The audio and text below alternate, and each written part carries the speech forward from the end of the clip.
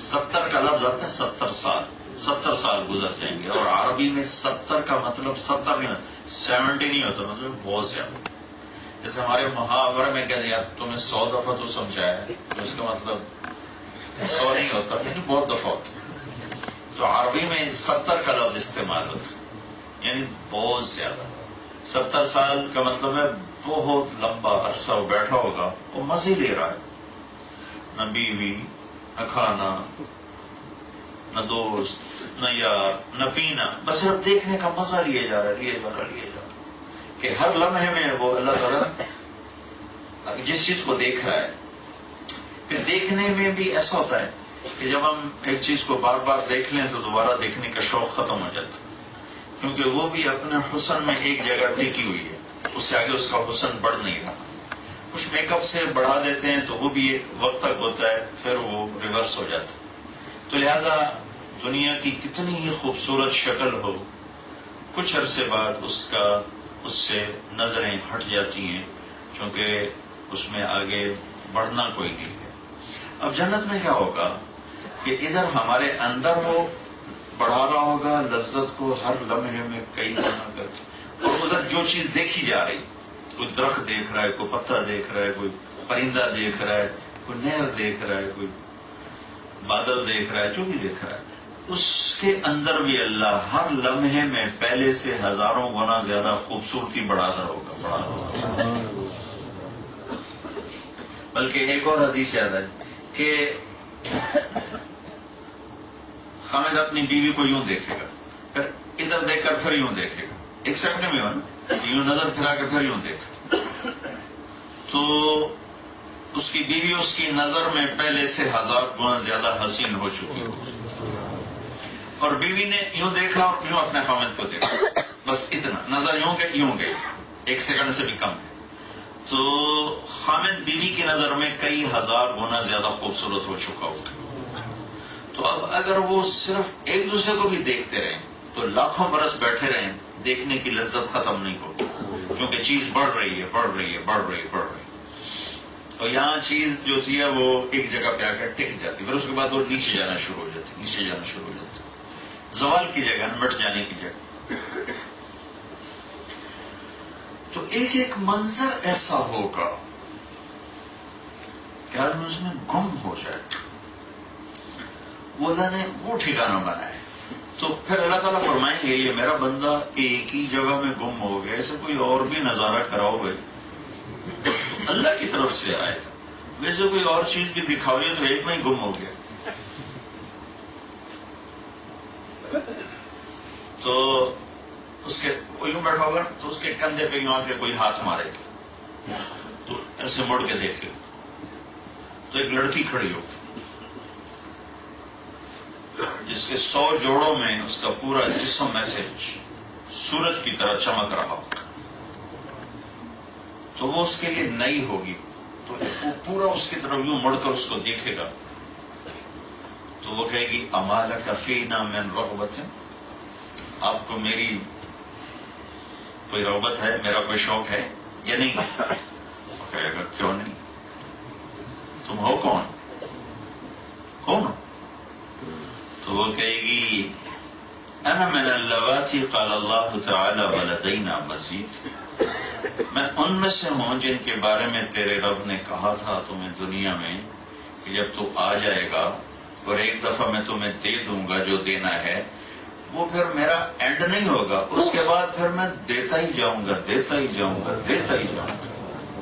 تو میں ان میں سے ہوں جن کو اللہ نے تمہیں اور مزید دیا ہے، ان میں سے. کیونکہ جنت میں جتنا بھی کچھ مل جائے، زندگی چونکہ ختم ہی نہیں ہونی، تو لہذا ضروری ہے کہ اس میں انسان کی راحت کو ہر لمحے بڑھایا جا رہا. تو اللہ تعالیٰ دیتا جائے گا. نہ اس کے دینے میں کمی ہے، نہ ان کے مانگنے والے. ایک حدیث میں آتا ہے کہ اللہ تعالیٰ اپنے بندے بندیوں سے کہے گا آج مجھ سے مانگو، کیا مانگتے؟ کہیں گے اللہ مانگنے کی چیز ہی کوئی نہیں، ہر شے تو نے دے دی، اب کیا مانگے؟ تو اللہ تعالیٰ کہیں گے نہیں، میں چاہتا ہوں میں تمہیں آج اپنی شان کا عطا کروں، تمہارے عملوں کا نہیں، اپنی شان کا. تو کہیں گے راضی ہو جا. تو اللہ تعالیٰ فرمائیں گے راضی ہوں تو جنت میں بٹھایا ورنہ لیتر نہ ہوں گے جو 2000 دے پہنچ. اور راضی ہوں تو یہاں بٹھایا ورنہ جنت کے جوتے کھاتے. مانگو. تو پھر سارے مانگنا شروع کریں یہاں تک کہ ان کے سب سوال ختم ہو جائیں. تو اللہ تعالیٰ کہیں گے دیکھو میں نے تمہیں کہا میری شان کا مانگو تو ابھی تم نے بہت تھوڑا مانگا اور مانگو. پھر وہ اللہ سے مانگیں گے مانگتے مانگتے مانگتے پھر اینڈ ہو جائے گا. کہیں گے یا اللہ بس. تو اللہ تعالیٰ پھر فرمائیں گے نہیں نہیں میری شان کا نہیں شروع میری شان کا مانگو. تو تیسری دفعہ بھائی تم نے کیا مانگا تم نے کیا مانگا ایک دوسرے سے پوچھ رہے ہیں. تو پھر زور لگا کے اور دنیا میں ہمارا جو برین ہے یہ 5-6% کام کرتا ہے باقی فالتو پڑا ہوا ہے. اور جنت میں اللہ سارا کھول دے گا سارا کھول دے گا. تیسری دفعہ مانگ مانگ مانگ اینڈ ہو جائے گا. کہیں گے اللہ بس. کہیں گے نہیں مانگو کہ نہیں اللہ بس. کہیں گے مانگو کا ہماری سمجھ میں اور کچھ نہیں آ رہا. تو اللہ تعالیٰ فرمائیں گے میرے بندو ابھی تو تم نے اپنی شان کے مطابق نہیں مانگا تو میری شان کہاں ہے. تم تو اپنی شان کے مطابق میں نہیں مانگ سکے لیکن چلو جو تم نے مانگا میں نے وہ بھی دے دیا جو نہیں مانگا وہ بھی دے دیا.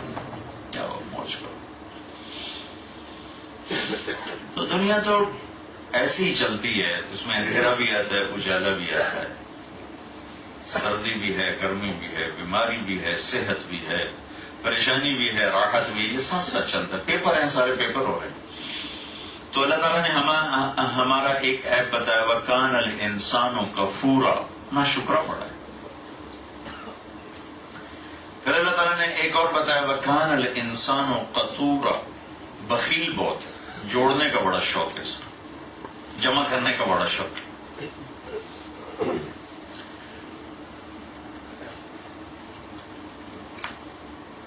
پھر اللہ تعالیٰ فرماتا ہے خلق الانسان ضعیفا کمزور بہت. تو اور بھی کافی سارے ہیں لیکن یہ چند ایک میں نے صرف نمونے کے لیے آپ کو عرض کہ ان الانسان خلق ہلوعا ہلو اذا مسه الشر جزوعا واذا مسه الخير منوعا. حلو جزوع منوع کفور کنود قطور اور عجور یہ ساری چیزیں اللہ تعالیٰ نے ہمیں بتلائیں کہ تمہارے اندر یہ فالٹ ہے. یہ بتا کر اللہ نا ہمیں ایک بات سمجھانا چاہتے ہیں کیونکہ ہمارا ساتھ شیطان بھی لگا ہوا ہے. اللہ تعالیٰ یہ سمجھانا چاہتے ہیں کہ میرے بندے یہ تیرے اندر بنیادی کمیاں ہیں تو دیکھ اپنی مرضی پہ نہ چلنا ورنہ ہلاک ہو جاؤ. اپنی عقل پہ نہ چلنا ہلاک ہو جاؤ.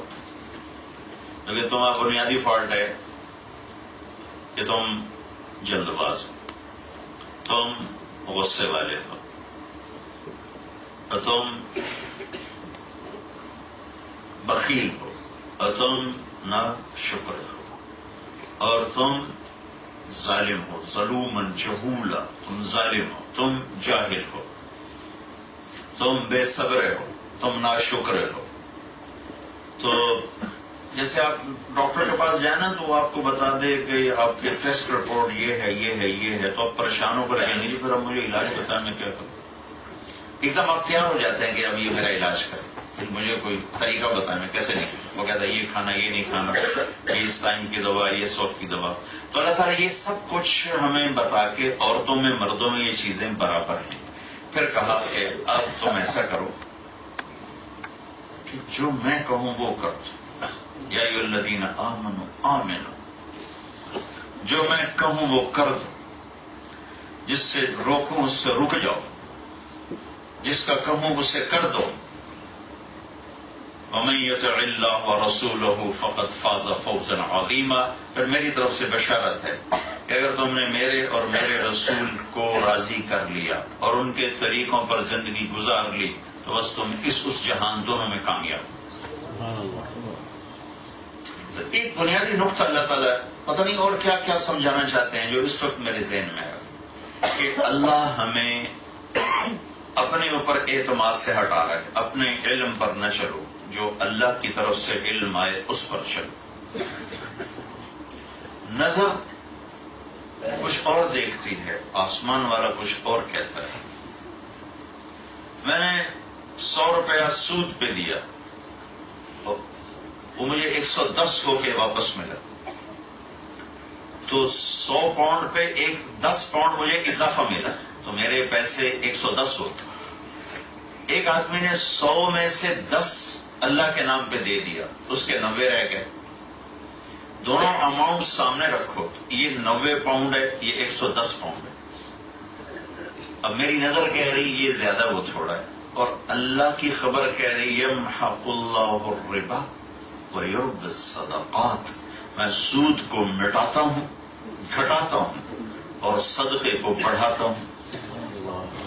اور اس کے ساتھ اللہ کے نبی کی خبر، ما نقص مال امرئ من صدقہ، اللہ کے نام پہ خرچ کرنے والے کا پیسہ کبھی نہیں کم ہو سکتا۔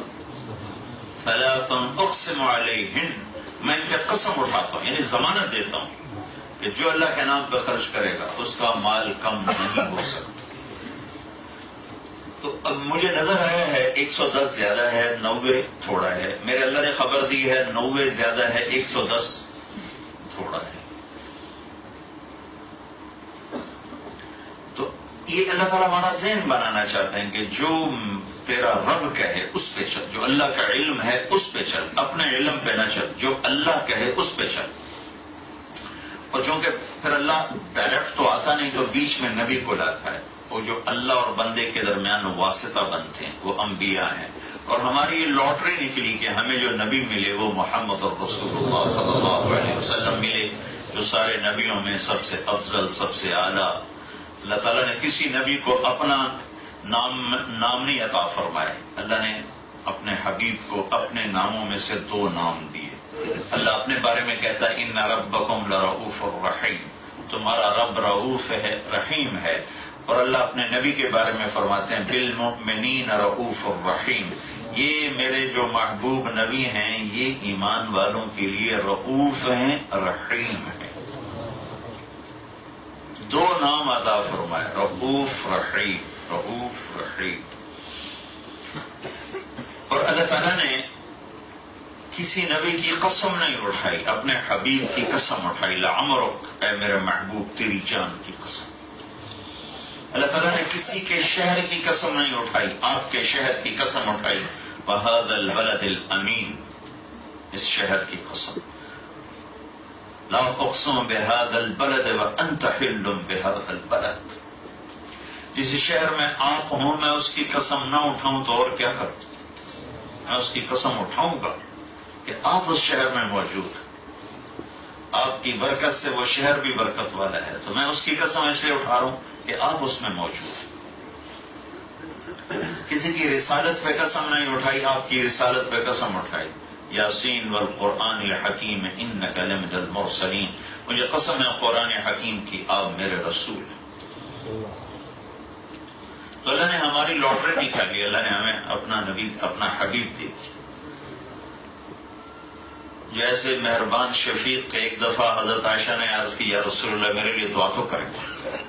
حضرت عائشہ سب سے محبوب بھی، سب سے زیادہ محبت جن سے تھی، اور جن کے سینے پہ سر رکھے ہوئے جان دی، اور جن کے حجرے میں آپ کا ابدی قیامت تک کا آرام ہوا، وہ عائشہ۔ یا رسول اللہ میرے لیے دعا تو کریں، تو ہم نے کہا اللہم اغفر لعائشہ ما تقدم من ذنبها وما تأخر وما أسرت وما أعلنت، یا اللہ عائشہ کے اگلے پچھلے گناہ معاف فرما، اور جو چھپ کے کیے جو ظاہر کیے وہ سارے معاف فرما۔ تو عائشہ رضی اللہ تعالیٰ عنہ خوشی سے نہ زمین پہ لیٹ گئی، تو آپ نے کہا عائشہ بڑی خوش ہو رہی، کہا کیوں نہ، اتنی بڑی دعا آپ نے مجھے دی، کہا انها لدعوتی لامتی کل یوم، عائشہ یہ دعا میں اپنی امت کے لیے روزانہ مانگتا ہوں، تمہارے تو کہنے پر تمہیں دی، اپنی امت کے لیے میں روزانہ یہ دعا مانگتا ہوں، اور امت آنے والی قیامت تک کی نسل اس کے لیے میں دعا روزانہ مانگتا ہوں۔ پھر آپ نے فرمایا اللہ نے ہر نبی کو ایک خاص دعا دی کہ یہ دعا کا تمہیں حق حاصل ہے، مانگو۔ ہر نبی نے وہ دعا کا حق استعمال کر لیا، ختم۔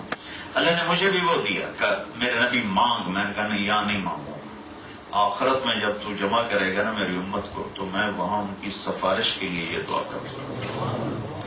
نے اپنی دعا کا حق محفوظ رکھا ہے، میں اپنی امت کے لیے استعمال کروں گا۔ اور جب جہنم کو لایا جائے گا تو ایک چیخ مارے گی، تصفر و زفرہ، ایک چیخ مارے گی۔ اس چیخ پر سارے انسان فرشتے زمین پر گریں اور ہر ایک کی زبان پہ ہوگا نفسی نفسی نفسی نفسی نفسی نفسی۔ ابراہیم علیہ السلام کہیں گے یا اللہ آج میں کسی کا سوال نہیں کرتا، بس میری جان بچا۔ عیسیٰ علیہ السلام کہیں گے یا اللہ میں اپنی ماں مریم کا بھی سوال نہیں کرتا، بس میری جان بچا۔ اس سارے مجمع میں ایک آواز ہوگی یا رب امتی امتی امتی امتی، اور یہ آواز ایسی گونجے گی کہ سب متوجہ ہوں گے کہ یہ کون ہے کہ جو نفسی نفسی چھوڑ کے امتی امتی کہہ رہا ہے۔ جب دیکھیں گے تو اللہ کے محبوب صلی اللہ علیہ وسلم اللہ کے سامنے آہوزاری، یا اللہ میری امت، یا اللہ میری امت۔ اور یہ رونا دھونا اپنے صحابہ کے لیے نہیں تھا، اس لیے کہ ان کا جنتی ہونا تو منظور ہو چکا تھا۔ کلن وعد اللہ الحسنى، کہ اللہ نے صحابہ کے دو طبقے بنائے کہ میرے محبوب لا يستوي منكم من انفق من قبل الفتح وقاتل اولئك اعظم درجة من الذين انفقوا وقاتلوا من بعد وكلا وعد الله الحسنى۔ جو صلح حدیبیہ سے پہلے، جو فتح مکہ سے پہلے جو ایمان لائے وہ اور جو بعد میں ایمان لائے وہ برابر نہیں ہیں، برابر نہیں، وہ بڑے درجے کے، یہ چھوٹے درجے کے ہیں، لیکن یہ میرا وعدہ آپ کے ساتھ، وَكُلًّا وَعَدَ اللَّهُ الْحُسْنَى، میرا وعدہ ہے میں سب کے لیے جنت کا وعدہ کرتا ہوں، سب جنت، صحابہ سارے جنت، ان کے سارے قصور اللہ نے معاف کر دیے، معاف کر دیے۔ تو اب آپ کا رونا کس لیے ہے؟ اب آپ کا رونا آنے والی نسلوں کے لیے، میری امت کا آگے کیا بنے گا جو آگے آ رہے ہیں، اس کے لیے آہوزاری پھر رونا تھا۔ تو اللہ اور بندے کے درمیان واسطہ بنے نبی، ہمارے اوپر اللہ کا فضل ہوا کہ ہمیں جناب رسول اللہ صلی اللہ تعالی علیہ وسلم جیسی ہستی مل گئی۔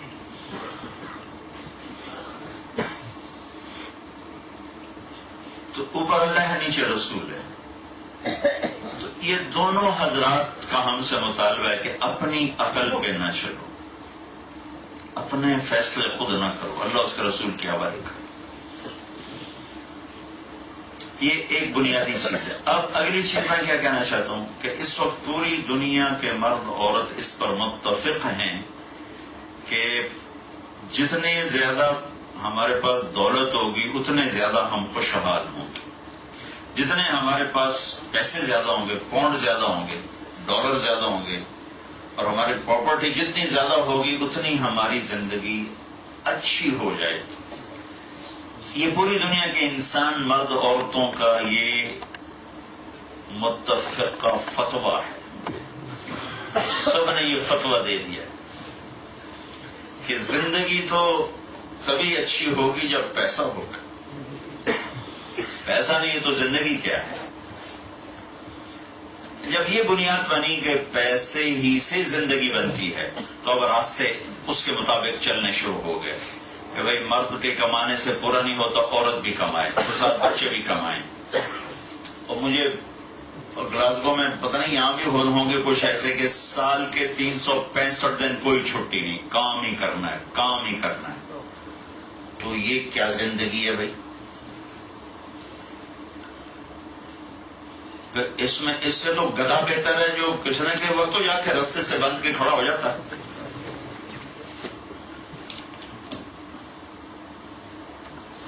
اب پیچھے ایک مائنڈ سیٹ ہو چکا ہے کہ جتنے ہمارے پاس پیسے زیادہ آئیں گے اتنی ہماری زندگی اچھی ہو جائے گی۔ اب چونکہ صرف مرد کی کمائی سے پورا نہیں ہو رہا تو عورت بھی کمائے، پھر اس سے پورا نہ ہو تو بچے بھی کمائیں۔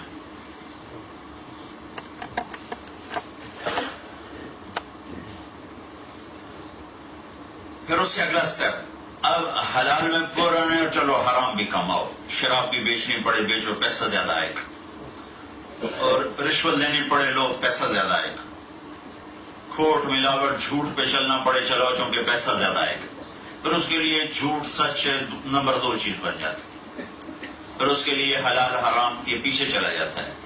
یہ پہلے ایک ذہن بنا، اس ذہن کے پیچھے وہ خطائیں ہیں، جلد باز ہے، ناشکرا ہے، علم تھوڑا ہے، غصے والا ہے، کمزور ہے، ظالم ہے، جاہل ہے نا، یہ ساری چیزوں چونکہ یہ بنیادی خطا تھی، تو جب اپنی عقل سے فتویٰ مانگا تو اس نے کہا جتنا پیسہ ہوگا اتنے کام بنیں گے۔ پھر شیطان نے فتویٰ دیا کہ حلال کمائی میں تو اتنا آتا نہیں، لہٰذا کوئی ادھر ادھر کی جاؤ۔ میں ایک دفعہ، بہت پرانی بات ہے، چیچا وقت کی ہماری جماعت تھی، وہاں ایک بہت اللہ کے نیک محبوب بندے تھے، ان کے پاس ہم بیٹھے ہوئے تھے، تو ایک صاحب آئے، تو وہ مجھے آج تک یاد ہے، 1972 کی بات ہے، تو وہ کہنے لگے حضرت جی دعا کرو اللہ تعالی حلال دے تو بہت سارا سب ایکشن کیا، اللہ تعالیٰ حلال دے تو بہت سارا، تو انہوں نے بڑے پولے منہ سے کہا حلال تو تھوڑا ہی ملو، حلال تو تھوڑا ہی ملو۔ اور اللہ نے پہلے سے قُلْ لَا يَسْتَوِي الْخَبِيثُ وَالطَّيِّبُ وَلَوْ أَعْجَبَكُمْ كَثْرَةُ الْخَبِيثِ، اللہ نے قرآن میں پہلے سے کہہ دیا تھا کہ دیکھو حلال اور حرام برابر نہیں ہے، اگرچہ حرام کی زیادتی میں تمہیں مزہ بڑا آئے گا، تمہیں بڑی اچھی لگے گی، لیکن یاد رکھنا یہ وہ ہلاکت کا راستہ، یہ کامیابی کا راستہ۔ تو یہ ایک مائنڈ سیٹ ہوا، اب اس پر سارے لگ گئے، باپ بھی، ماں بھی، بیوی بھی، بچے بھی، بھائی بھی، سب لگے ہوئے، سب لگے ہوئے۔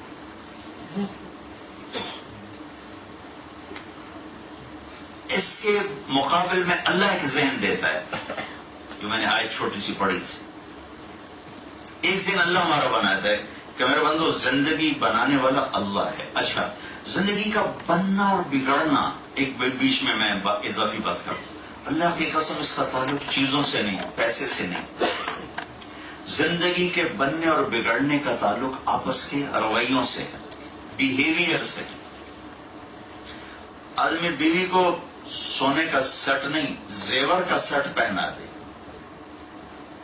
اور دو بول کڑوے سنا دے تو کہے گی یہ کاش تو مجھے یہ ہیرے کا سیٹ نہ دیتا، یہ میٹھے دو بول مجھے دے دیتا۔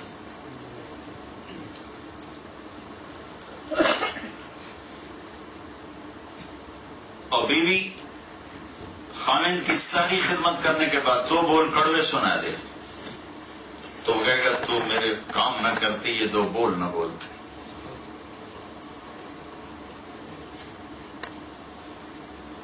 زندگی میں جو خوشی آتی ہے، خوشی جس کو کہتے ہیں بڑا خوشحال ہے، خوشحال گھر کو، بڑے گھر کو خوشحال نہیں کہتے، سونے چاندی کے زیورات کو اور بڑی گاڑیوں کو خوشحالی، یہ اندر کی کیفیت کا نام ہے خوشی، اندر کی کیفیت کا نام ہے پریشانی، دکھ، غم، یہ اندر کی کیفیت ہے۔ اور ان کیفیات کا تعلق چیزوں سے نہیں ہے، ان کیفیات کا تعلق آپس کے بیہیویئر سے۔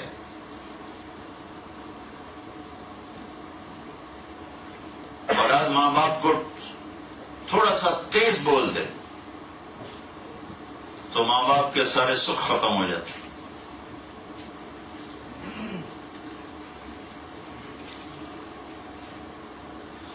ایک دفعہ ہم حجاز میں تھے تو میری بیوی نے اپنے درمیانے بیٹے کو فون کیا تو وہ کہیں سویا ہوا تھا، تو اس نے ڈھیلا ڈھالا جواب دیا، نیند میں آدمی ایسا ہی ہوتا ہے۔ تو میں کمرے میں آیا تو وہ میری بیگم بیٹھی رو رہی، کیوں؟ حج پر کے میں کیا ہوا؟ تو وہ میں نے عاصم کو فون کیا، اس نے اتنا سخت جواب دیا ہے کہ میں رو پڑی، میں اس کے لیے ساری راتیں جاگ کے کاٹی، تو یہ میرے لیے تھوڑی سی نیند نہیں قربان کر سکا، حالانکہ اس نے کوئی بے ادبی نہیں کی، گستاخی نہیں کی، سویا آدمی کیسے ویلکم کر سکتا؟ رویے زندگی، میرے بھائیو، زندگی میں خوشیوں کے آنے کا تعلق اللہ کی قسم کپڑا زیور پیسے سے نہیں، بڑے گھر گاڑی سے نہیں، جو خوشیاں آتی ہیں وہ آپس کے اچھے رویوں سے آتی ہیں۔ اگر وہ بگڑے ہوئے ہیں تو زندگی میں خوشی کو بھول جاؤ، اگر وہ صحیح ہیں تو بھوک میں بھی مزہ اللہ دے گا۔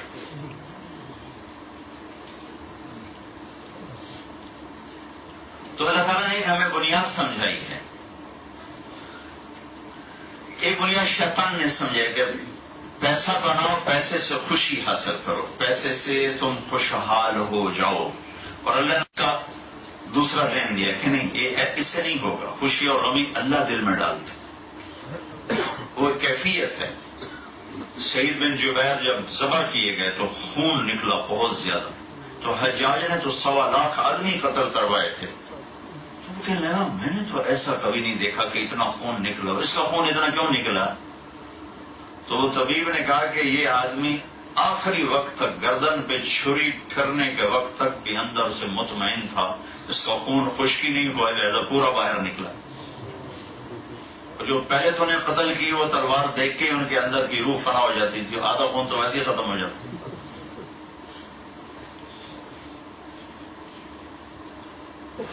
تو ایک ذہن اللہ اس کے رسول نے دیا ہے کہ حلال پہ آ جاؤ، اطاعت پہ آ جاؤ. من عمل صالحا من ذکر او انثی، اپنی زندگی کو اگر خوشحال رکھنا ہے، اس جہان میں فلاح پانی ہے، تو اللہ نے ایک ترتیب زندگی بتائی ہے، تو اس کو فالو کرو. پھر رزق تو اوپر سے آتا ہے. محنت تو ایک سبب ہے، دینے والا اللہ ہے. کبھی زیادہ دیتا ہے، کبھی کم دیتا ہے، کبھی درمیانہ دیتا ہے، کبھی بہت زیادہ دیتا ہے، کبھی کچھ بھی نہیں دیتا. جن کو کچھ بھی نہیں دیتا اور ہیں وہ ایمان والے بھی ہیں اور اللہ سے ڈرنے والے بھی، ان کا کیس بڑا عجیب ہوگا آخرت. وہ ان کے بعد فرشتے جائیں گے حساب دو، وہ کہیں گے ان سے حساب لے جن کو دیا تھا، ہم سے کیا لیتے. وہ بڑے آگے کہیں گے ان سے لے جن کو دیا تھا، ہم سے کیا لیتے. تو فرشتے بھی بڑے پریشان ہو جائیں، کہیں گے یا اللہ کہ تیرے بندے بڑے سر پھرے ملے نا. وہ کہہ رہے تھے ان سے حساب لے جن کو دیا تھا، ہمیں دیا کیا تھا جس کا حساب لیتے. تو اللہ تعالیٰ کہے گا ان کو بلاؤ میرے پاس. تو ان کو وہ ترازو کے پاس بلایا جائے گا. تو اللہ تعالیٰ فرمائیں گے ہاں بھائی کیا مسئلہ ہے. کہیں گے یا اللہ یہ تیرے فرشتے حساب لینے آئے تھے، تو ہم نے کہا تھا کہ ہمارے پاس تھا کیا جس کا حساب لیتے. یہ تو میں اپنی طرف سے کہتا ہوں کہ ان سے لے جن کو دیا تھا. وہ کہیں گے ہمارے پاس ہے کیا جس کا حساب لینے آ گیا. تو وہ کہیں گے یا اللہ ہمارے پاس تھا کیا جس کا تو حساب لیتا ہی. ہم نے کہا تو اللہ تعالیٰ ان سے ایسے معذرت کریں گے جیسے ہم ایک دوسرے سے معذرت کرتے ہیں. وہ کہیں گے اما انی لم ازو عنکم الدنیا لہوان بکم علیہ. میرے بندو دیکھو بات یہ ہے کہ تمہیں دنیا سے دور اس لیے نہیں رکھا کہ تم میری نظروں میں چھوٹے تھے یا تم میری نظروں میں حقیر تھے، بل لأدخر لکم من کرامتی لہذا اليوم، آج کا دن میں تمہیں اوروں سے زیادہ عزت دینا چاہتا تھا، اس لیے میں نے تمہیں تنگی میں رکھا. تو جاؤ ان مالداروں کو حساب میں چھوڑ دو اور تم جاؤ جنت میں جہاں مرضی چلے جاؤ، تمہارے لیے جنت کھلی ہے.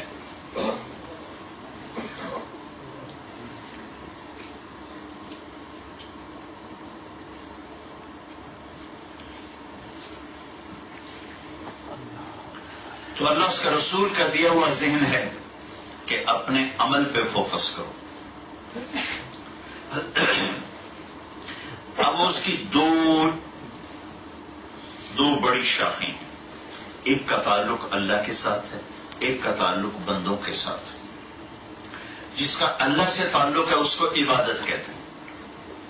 اس میں نماز سب سے اعلیٰ، ایمان کے بعد نماز سب سے اعلیٰ درجے کی چیز. کہ آپ کی نصیحت میں جو آخری لفظ تھا وہ تھا الصلاۃ. جب آپ دنیا سے جا رہے تھے 12 ربیع الاول 7 جون 633 عیسوی، پیر کے 10-12 کے درمیان کا ٹائم، تو جب آپ جا رہے تھے تو آپ نے کہا الصلاۃ، نماز نہ چھوڑنا. وما ملکت ایمانکم، کمزور لوگوں پہ رحم کرنا، زیادتی نہ کرنا. یہ 2 لفظ آپ دوہرا رہے تھے.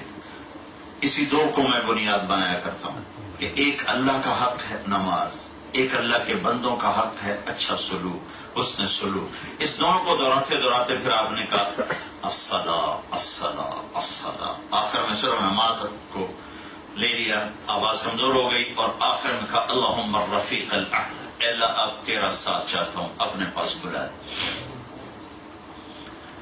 تو زندگی میں خوشحالی لانے کے لیے 2 بڑی چیزیں.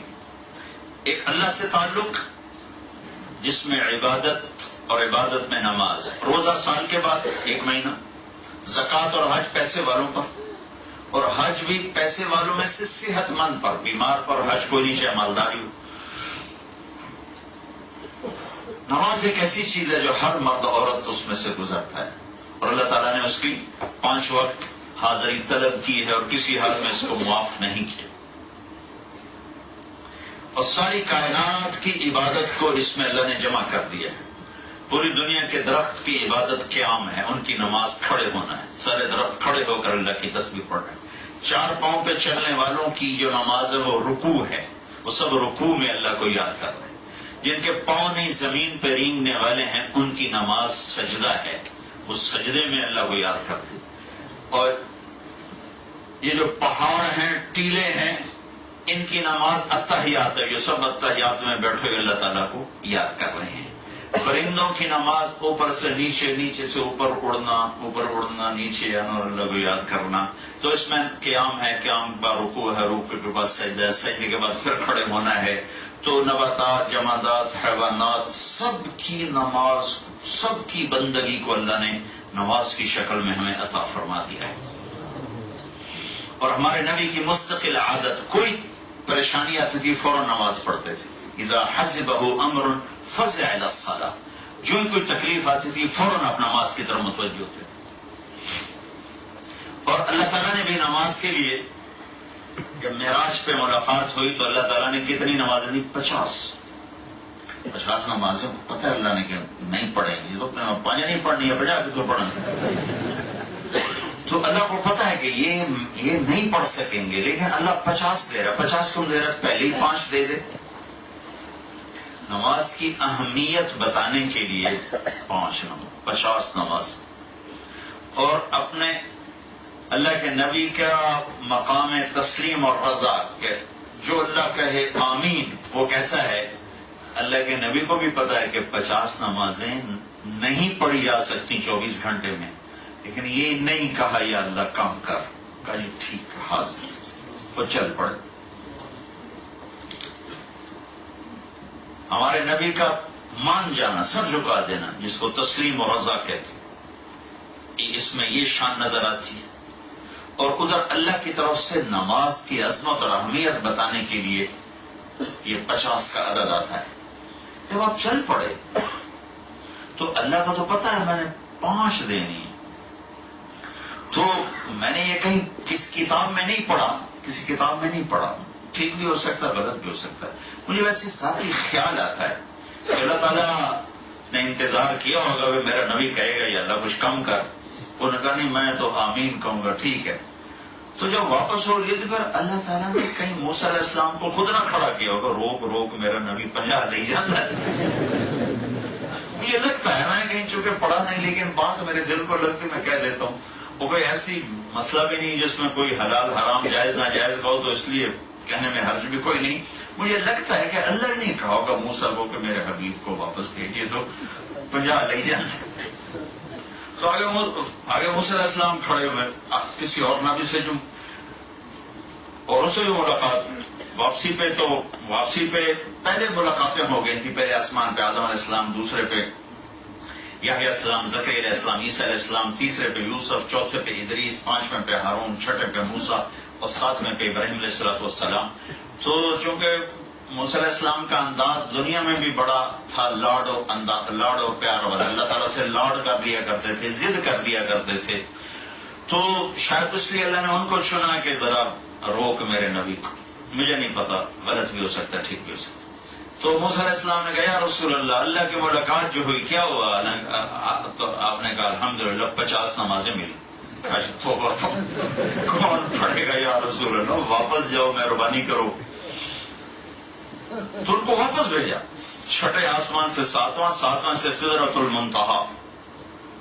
پھر انہوں نے عرض کی یا اللہ کچھ کمی ہو جائے، تو اللہ تعالیٰ نے 45 کم کرنے کی بجائے 5 کم کی۔ اچھا میرا نبی 5 گھٹا دیتے، پھر واپس پھر آگے موسیٰ علیہ السلام کھڑے ہوئے۔ اب اللہ نے کھڑا کیا یا خود کھڑے ہوئے تو اللہ ہی جانتا ہے۔ پھر یا رسول اللہ کیا ہوگا؟ کہا 5 کم ہوئی ہیں۔ کہا نا بہت زیادہ ہے، واپس 9 5 45 9 چکر لگوائے، آنا جانا آنا جانا آنا، اگرچہ وہ ایک پل میں ہو رہا تھا لیکن سفر دیکھو، 6 سے 7واں، 7ویں آسمان سے سدرۃ المنتہا، مسافت کے لحاظ سے تو وہ کروڑوں سال کی مسافت طے ہو رہی تھی لمحے میں. 9 چکر آنے جانا ایک، اور اگر آنا الگ چکر جانا الگ تو 18 دفعہ،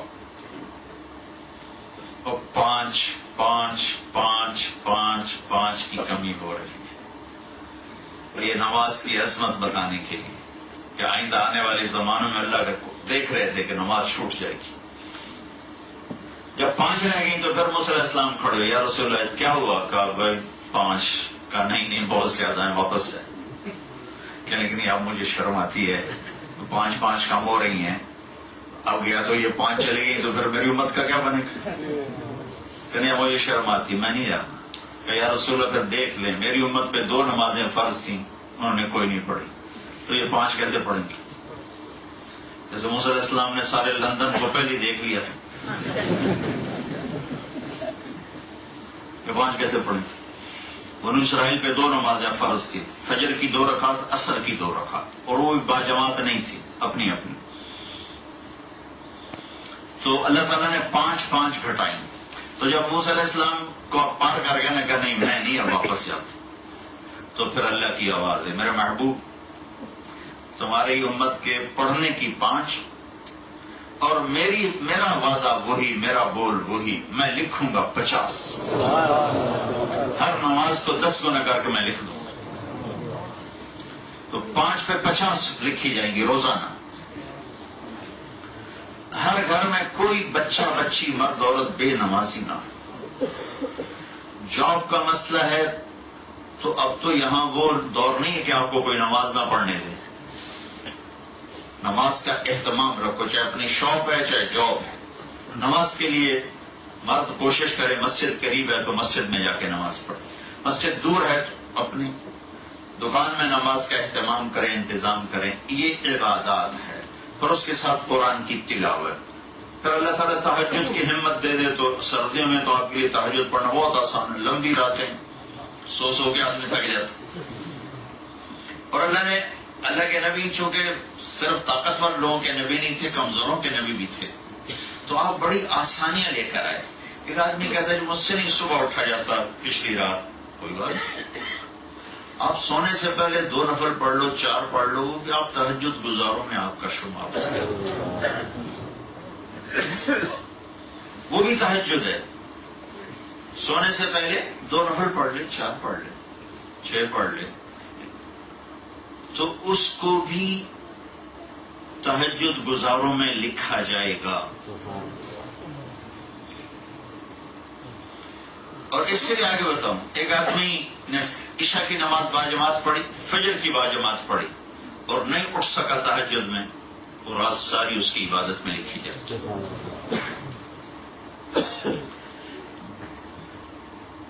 دوسرا زندگی کا جو جز ہے، جو اللہ کے بندوں سے معاملہ، جس کو حقوق العباد کہتے ہیں، اس کو اللہ کی ترتیب کے مطابق چلانا اور چلنا. یہ 2 کام اکٹھے ہوں گے تو زندگی خوشحال اور خوشنما بنے گی. یہ نہیں ہوں گے تو پیسے سے نہیں بنتی.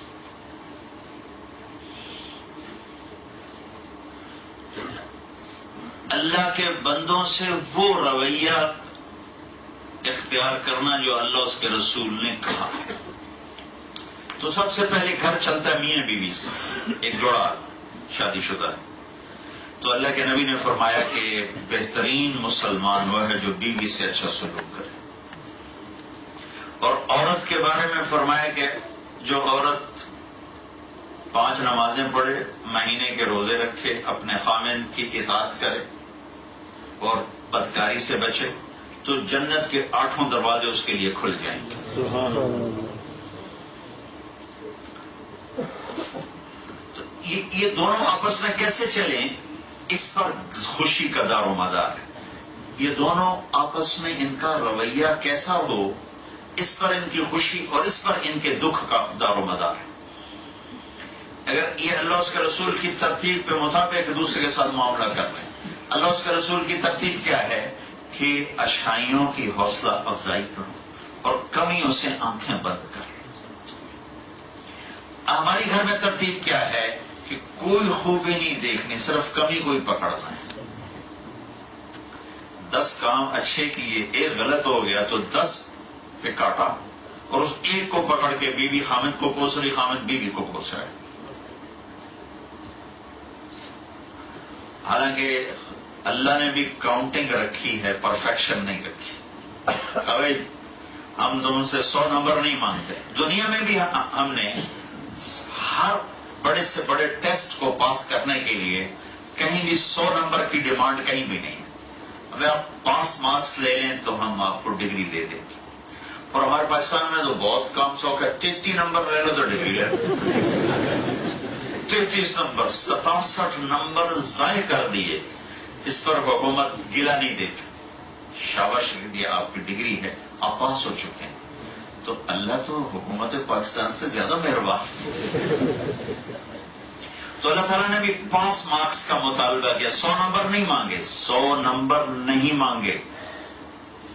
ایک دفعہ یہ مجھے بات کہاں سے اللہ نے دل میں اتاری، آدمی ٹھوکروں سے ہی سیکھتا ہے.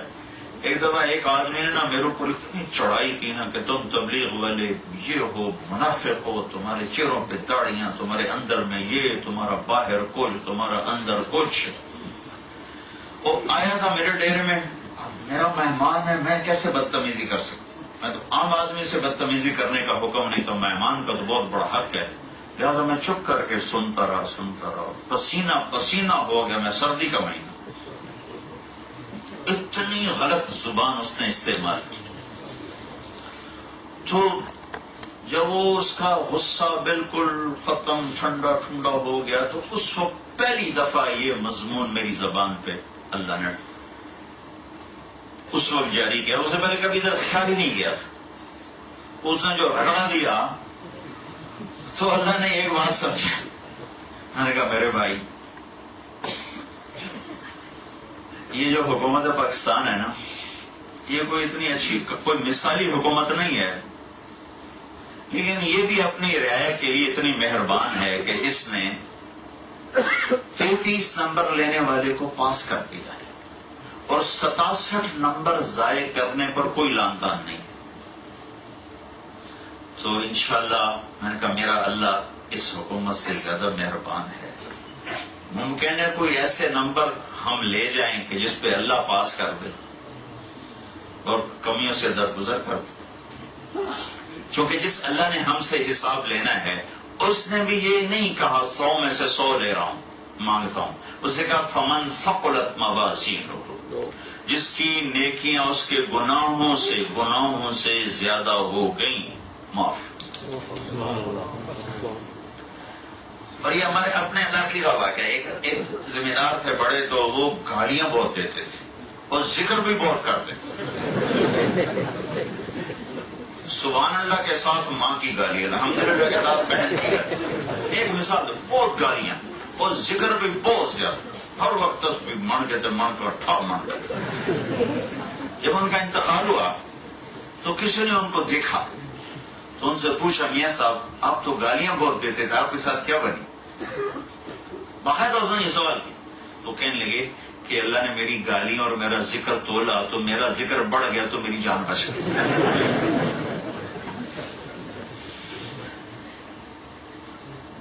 تو اللہ تعالیٰ نے پرفیکشن نہیں مانگی، کاؤنٹنگ ہے کہ اگر تم اپنی نیکیاں گناہوں سے زیادہ لے آتے ہو تو میں تمہارے گناہوں کو معاف کر دوں گا. اگر تمہارے گناہ بڑھ گئے نیکیوں پر تو پھر اللہ نے کہا قانون یہ ہے کہ میں تمہیں سزا دوں گا اور باقی میری مرضی میں جس کو چاہے معاف کر دوں. اور نور جہاں مرحومہ فوت ہوئی نا 27 رمضان، شب قدر رمضان، تو کئی اللہ جی ویکھو جی نور جہاں 27 رمضان نو مر کے میں کہ اللہ تو مکلمہ کرو، اللہ پہ کیس کر دو. اگر وہ کہتا ہے یغفر ما دون ذلک لمن یشاء، ایک شرک معاف نہیں کروں گا باقی جسے چاہوں معاف کر دوں، تو تم ایسا کرو اللہ پہ کیس کرو. اعتراض والی طبیعت پھر کہاں تک چلی جاتی. اس نے کہا ہے اے بس شرک معاف نہیں ہے، باقی میری مرضی، جس کو چاہوں معاف کر دوں۔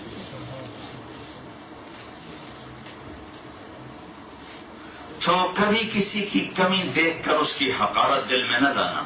میرے نبی نے فرمایا بِحَسْبِ امْرِئٍ مِّنَ الشَّرِّ أَن يَحْقِرَ أَخَاهُ الْمُسْلِمَ، کسی انسان کے برا ہونے کے لیے اتنا ہی کافی ہے کہ اوروں کو حقیر سمجھتا ہو، گھٹیا سمجھتا ہو۔ تو بھائیوں، گھر میں خوشحالی لانے کا پہلا زینہ یہ ہے کہ آپس کا معاملہ ٹھیک کرو، کمی ایسی ہو جیسے دیکھا ہی نہیں، اور خوبی ہو تو حوصلہ افزائی کرو۔ ایک پیر صاحب گئے اپنے مرید کے ہاں کھانا کھانے، تو ان کی بیگم نے کھانا بنایا، تو پیر صاحب کو پسند آیا، تو انہوں نے کہا ذرا اپنی بیگم کو بلاؤ۔ تو آ گئی، کہا بیٹی تیرے ہاتھ کا کھانا کھایا بہت اچھا تھا، تو تیرا شکریہ ادا کرنا۔ تو وہ زارو قطار رونے لگی۔ پیر صاحب بڑے حیران ہوئے کہ اس میں رونے والی کیا بات ہے؟ انہوں نے کہا بیٹی اس میں رونے والی کیا بات ہے؟ کہا یہ آپ کے مرید صاحب کے گھر مجھے 30 سال ہو گئے ہیں، اس نے ایک دفعہ کبھی مجھے شکریہ نہیں کہا کہ تو نے آج اچھا کھانا بنایا۔ کوئی نہ کوئی ہے بھی کڑا لون گھٹتے آج مرچا مت ہے۔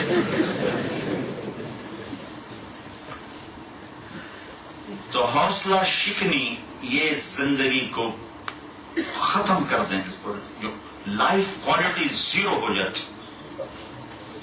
لائف دیکھو، زندگی احساسات کا نام ہے، زندگی چیزوں کا نام نہیں ہے، زندگی احساسات کا نام ہے۔ اور احساس تو میت کو تاج پہنا دو یا میت کو ننگا کر دو، اس کے لیے کیا ہے؟ برابر ہے۔ یہ جسم تو ایک مٹی کا ڈھیر ہے، اس کو سونے کے تاروں کا لباس پہنا دو یا ٹاٹ کا لباس پہنا دو، اندر جو احساس ہے وہ زندگی ہے۔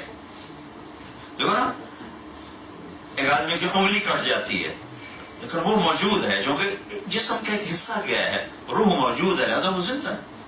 آج ایک صاحب آئے، پاؤں بھی کٹا ہوا، دوسرا پاؤں بھی کٹا ہوا، لیکن زندگی اندر کی روح کا نام ہے، وہ موجود ہے۔ تو احساسات جب زخمی ہوتے ہیں تو زندگی برباد ہو جاتی ہے، اور احساسات جب پروان چڑھتے ہیں تو زندگی خوشحال ہو جاتی ہے۔ اور احساسات کو توڑنے والی چیز وہ رویہ ہے، وہ سلوک ہے، اور احساسات کو پروان چڑھانے والی چیز بھی آپس کا سلوک اور رویہ ہے۔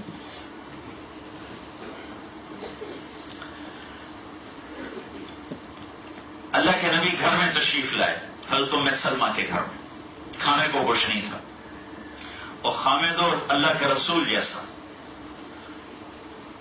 اور وہاں کے کھانا پوچھے اور بیوی کے کھانا کوئی نہیں، تو ان کے دل پہ کیا گزری ہوگی؟ تو اللہ کے نبی تشریف لاتے ہیں، پوچھتے ام سلمہ کچھ ہے کھانے کو؟ اب وہ انتہائی بے بسی کے عالم میں کہتے ہیں یا رسول اللہ کچھ نہیں، بس سرکہ پڑا ہے، سرکہ۔ سرکے کا آپ ایک چھوٹا سا ڈراپ رکھو زبان پر تو اندر تک اس کی کھٹاس چلی جاتی اور گلا چھل جاتا، اور میں تو ایک ڈراپ میری زبان پر رکھو، ایک ہفتہ مجھے نزلہ میری جان نہیں چھوڑتی۔ کوئی کھانے کی چیز نہیں ہے۔ تو اب آپ نے دیکھا کہ ام سلمہ پر ندامت ہے، سبحان اللہ، واہ واہ۔ تو آپ نے کہا اچھا نعم الادام الخل، ہم نے کہا ام سلمہ سرکے جیسا تو سالن ہی کوئی تھی، کیا کمال ہے۔ ان کو ایک دم اس احساس سے باہر نکالا کہ بڑا سرکہ سالن بن سکتا ہے، دو لقمے نہیں کھائے جا سکتے اس، اور میرے نبی نے کہا نعم الادام الخل۔ ام سلمہ سرکے جیسا تو وہ سالن ہے ہی نہیں، حوصلہ افزائی فرمائی۔ یہ بھی تو کہہ سکتے تھے اتنی غفلت، تو یہ نہیں پتا تھا میں آ رہا ہوں، کسی پڑوسی سے سالن لے کے آ جاتی، کیا مسئلہ تھا؟ صبح بھی نہیں کھائی، اب بھی میرا تو انہیں کوئی خیال نہیں کیا۔ ایک زندگی سمجھانی تھی نا، نعم الادام والخل، ایک دوسرے کی حوصلہ افزائی. کوئی انسان وہ انسان ہی نہیں جو کمیوں سے پاک ہو، تو پھر یہ فرشتہ ہے یا نبی ہے؟ تو انسان کمیوں کے ساتھ ہی چلتا ہے. اور جب تم کہتے ہو میں نے قبول کیا، تو اس کو ساری کمیوں کے ساتھ تم قبول کر رہے ہو. اور جب لڑکی کہتی ہے میں نے قبول کیا، تو وہ ساری کمیوں کے ساتھ اسے قبول کر رہی ہے. تو لہذا کمیوں کو ساتھ لے کے قبول کر، یعنی کہ کمیاں نکال کے نہیں، اس سمے قبول کرنا ہے.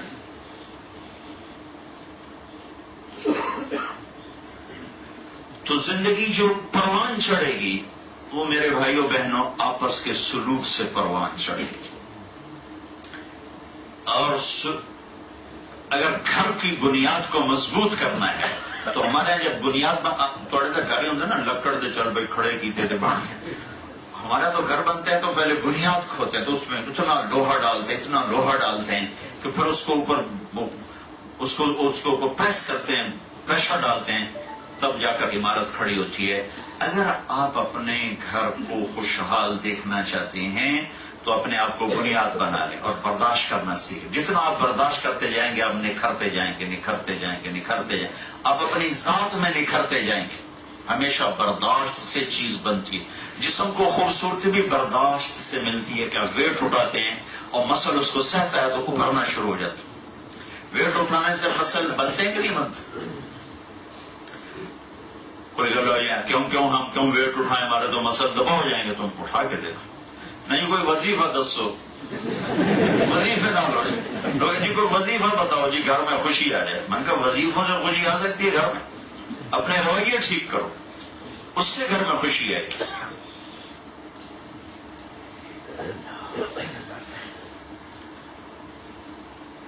وہ ایک مجھ سے وہ اکثر پوچھتے ہیں جی آپ کا حافظہ بڑا اچھا ہے، آپ نے کوئی وظیفہ پڑھا ہے؟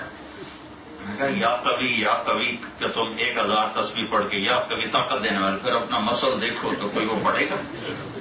اور اللہ بندو ہر چیز کی ایک ترتیب، اس ترتیب سے وہ چیز ملتی ہے. تو گھر کی بنیاد بن رہی میاں بیوی پہ. گھر کی بنیاد آدم اور حوا میاں بیوی آئے تھے، پھر آگے نسل آگے چلی. آدم اور حوا میاں بیوی آئے تھے تو ان کی زندگی میں خوشی آئے ایک دوسرے کی برداشت کرنا. ہیرا کیا ہے؟ کوئلہ ہی تو ہے، لیکن سہتے سہتے سہتے سہتے سہتے جب آخری حد پہ آتا ہے تو اللہ اسے چمکا کے ہیرا بنا دیتا. ایسے انسان جب اپنوں کی غیروں کی سہتا ہے، برداشت کرتا ہے، تو پھر چمک کے اللہ تعالیٰ اسے نورانی بنا دیتا ہے، اسے اوروں کے لیے ہدایت کا سبب اور ذریعہ بنا دیتا. یہ تو موسیٰ علیہ السلام نے کہا یا اللہ میں تو بڑا جلالی اور غصے والا، تم نے مجھے نبی کیسے بنا دیا؟ موسیٰ علیہ السلام اللہ سے بڑے لاڈ کیا کرتے تھے. اللہ نے کہا نا، کہنے لگے اللہ میں نے تمہیں دیکھنا ہے، تو اللہ نے کہا نہیں دیکھ سکا، نہیں ایک باری تب دیکھا. تو اللہ کے نبی نے فرمایا کہ یہ موسیٰ ہی تھے جو ضد کر گئے، میرے جیسا ہوتا تو کبھی یہ ہمت نہ کرتے کہ اللہ کہے نہیں اور وہ کہتے ہاں، کہ نہیں ایک دفعہ تو دیکھنا ہے. تو یا اللہ میں تو بڑا غصے والا تھا، مجھے نبی کیسے بنا تھا؟ تو اللہ کہنے لگے جب تو شعیب کی بکریاں چراتا تھا تو ایک بکری بھاگ پڑی، تو اس کے پیچھے بھاگا اور تجھے بڑا غصہ چڑھا کہ قابو میں آتے ہی ایک ڈنڈا اس کی کمر پہ مارنا، اس کی کمر توڑ دینی. تو بھاگ بھاگ بھاگ اس نے تمہیں بہت تھکایا، اور جب وہ تو نے اس کو پکڑ لیا تو تو نے اس کو ڈنڈا مارنے کے بجائے اس کے پاؤں دبانے شروع کر دیے کہ کملی تو نے مجھے بھی تھکایا خود بھی تھکی. کہ مطلب یہ گل چنگی لگی میں نبی بڑھا تھا. ایک بکری کی برداشت کر لیں. تو اگر آپ کوئی خاتون یہ چاہے کہ میرا خامن میرا بن جائے، خامن یہ چاہے میری بیوی میری بن جائے، ایک دوسرے کی برداشت شروع کر دو، ایک دوسرے کی تعریف شروع کر دو. لیکن بیوی خامن سے 100 نمبر کی ڈیمانڈ کرے، خامن بیوی سے 100 نمبر مانگے تو یہ گھر آباد نہیں ہو سکتا. ایک دوسرے کو قبول کرنا ہے کمیوں کے ساتھ قبول کیا ہے تو اس کو پھر نبھانا ہے. عبادات ہماری بنیاد بنے گی، ہماری عمارت بنے گی. عمارت کے بعد آپ دیکھیں نا پھر اس کے اوپر جو بعد میں جو پیپر لگتے ہیں اور پھر سارا اس کے ڈیکوریشن ہوتی ہے. یہ وہ خوبصورت رویے ہیں جس سے آپ اپنے گھر کو خوشحال بنا سکتے ہیں. کچھ بھی نہ ہو گھر میں، لیکن آپ کے گھر میں خوشی ہوگی کہ آپ کا رویہ ایک دوسرے کے لیے ٹھیک ہے اور آپ کا رویہ ایک دوسرے کے لیے بہتر ہے. اللہ کے نبی صلی اللہ تعالی علیہ وسلم، عائشہ رضی اللہ عنہ کی عمر چھوٹی تھی تو مدینے کی لڑکیوں کو خود بلاتے تھے کہ آؤ عائشہ کے ساتھ کھیلو، خود بلاتے تھے.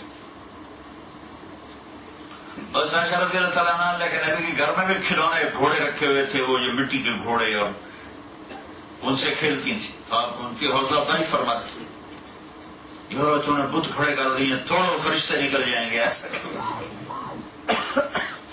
ایک دفعہ آ گئے حبشہ کے لوگ، ایتھوپیا کے، وہ مسجد میں نا وہ کر رہے تھے، اس سے ان کا ایک رقص ہوتا تھا، ان کا اپنے علاقے کا رقص جو وہ کرتے تھے تلواروں کے ساتھ، برچھوں کے ساتھ. بچہ چھوٹا ہوتا تو ان کی وہ ٹھا ٹھا کی آواز آئی تو حضرت عائشہ کو پتہ چلا کہ وہ حبشی کھیل رہے ہیں، رقص کر رہے ہیں. تو انہوں نے عرض کی یا رسول اللہ میں دیکھنا چاہتا ہوں. تو آپ یہ بھی تو کہہ سکتے تو نبی کی بیوی اور تو یہ کیا کھیل تماشے دیکھتی، چل بیٹھ کے قرآن پڑھ. ہم کہا اچھا چلو آؤ. تو آپ دروازے میں کھڑے ہو اور عائشہ کو پیچھے کھڑا کیا تو آپ کی اوٹ میں ہو کر کہا لو دیکھو. اب دیکھ رہے ہیں کھڑے اللہ کے نبی تھک کے کبھی یوں ہو جاتے پھر کبھی یوں ہو جاتے، ایک پاؤں پہ کھڑے ہو کر پھر دوسرے پاؤں پر ایسے ہو جاتے. پھر کہیں گے عائشہ بس نہ کریں کہ نہیں ابھی میرا دل نہیں کر رہا. اچھا ٹھیک ہے. پھر کھڑے ہوئے ہیں، کبھی یوں ہو رہے ہیں، کبھی یوں ہو رہے ہیں، کبھی یوں ہو رہے ہیں. اور یہ کعبہ قوسین او ادنی ہے. اللہ کے بعد اگر کوئی ہستی ہے تو محمد الرسول اللہ صلی اللہ علیہ وسلم. یہاں تک کہ حضرت عائشہ رضی اللہ تعالیٰ عنہ خود تھک کے پیچھے ہٹیں تو آپ واپس ہوئے. آپ نے نہیں کہا بس کرو. یہ رویے ہیں. 2 مہینے گھر میں چولہا نہیں جل رہا لیکن بیویاں خوش ہیں کہ خامد کا سلوک اچھا، خامد کا رویہ اچھا. اعلیٰ ترین چیزیں گھر میں بھر دیں لیکن آپس میں دونوں کے بول غلط ہوں، رویے غلط ہوں تو دونوں کی زندگی برباد ہو جائے. بیوی بار بار خامد کو ٹوکے، بار بار اس کی کمیوں کو چھیڑے تو زندگی کی لائف کوالٹی ختم ہو جائے گی. خامد بیوی کو بار بار ٹوکے، اس کی کمیوں پر اسے پکڑے اور تانے دے تو لائف کوالٹی ختم ہو جائے گی. اب میں آ رہا تھا تو ایک نوجوان ملا، کہا یہ لوگوں میں محبوب بننے کا کوئی وظیفہ بتائیں. ہمارے ملک میں وظیفہ پوچھنے کا بڑا رواج ہے، کام کوئی نہیں کرنا ہوا کوئی وظیفہ دسو. اور تمہارا رضی اللہ تعالیٰ نے جمعہ پڑھا کے نکلے تو کچھ نوجوان ایک کونے میں بیٹھے تھے.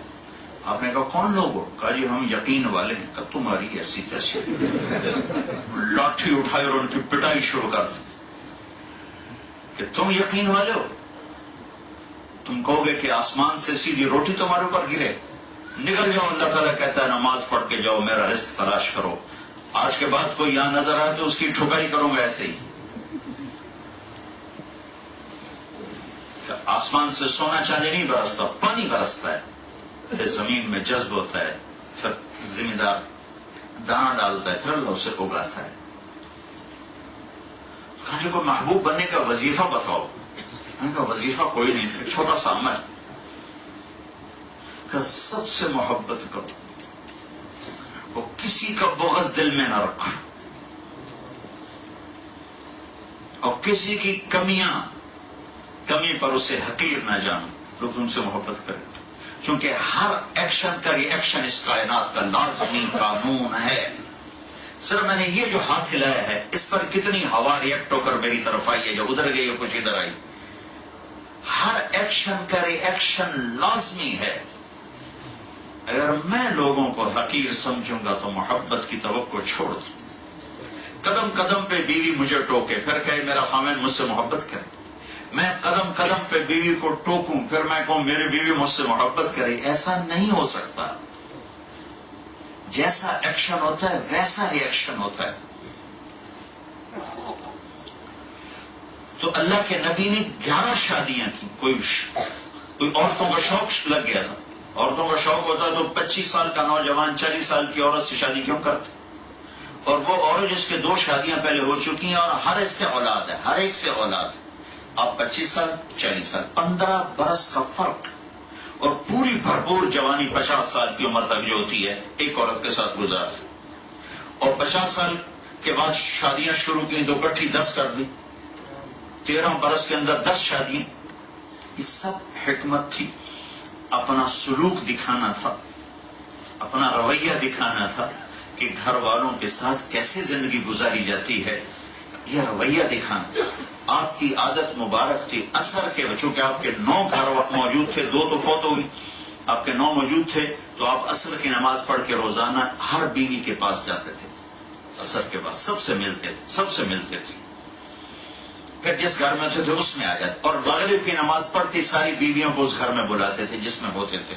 سب سے پہلے فردن ان کے پاس ملاقات کرنا حال، پھر سب کو جمع کر کے ان سے اجتماعی طور پر حال لینا، پھر ان کو رخصت کرنا. گھر میں فاقہ اور سب بیویاں خوش. کیوں خوش ہیں؟ زبان کا بول ٹھیک ہے، اخلاق اچھے ہیں. آپ نے فرمایا جو لوگ اپنی عورتوں پہ ہاتھ اٹھاتے یعنی مارتے ہیں، ان میں کوئی بھلائی نہیں جو عورتوں پہ ہاتھ اٹھاتے. اور آپ نے فرمایا جس عورت پر اس کا خامد ناراض ہو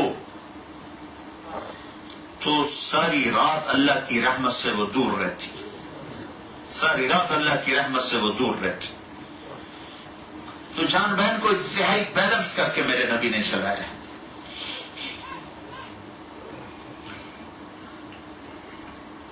پھر یہاں بھی اب چونکہ تیسری چوتھی نسل آ گئی ہے تو ایک جوائنٹ فیملی سسٹم بنا ہوا ہے.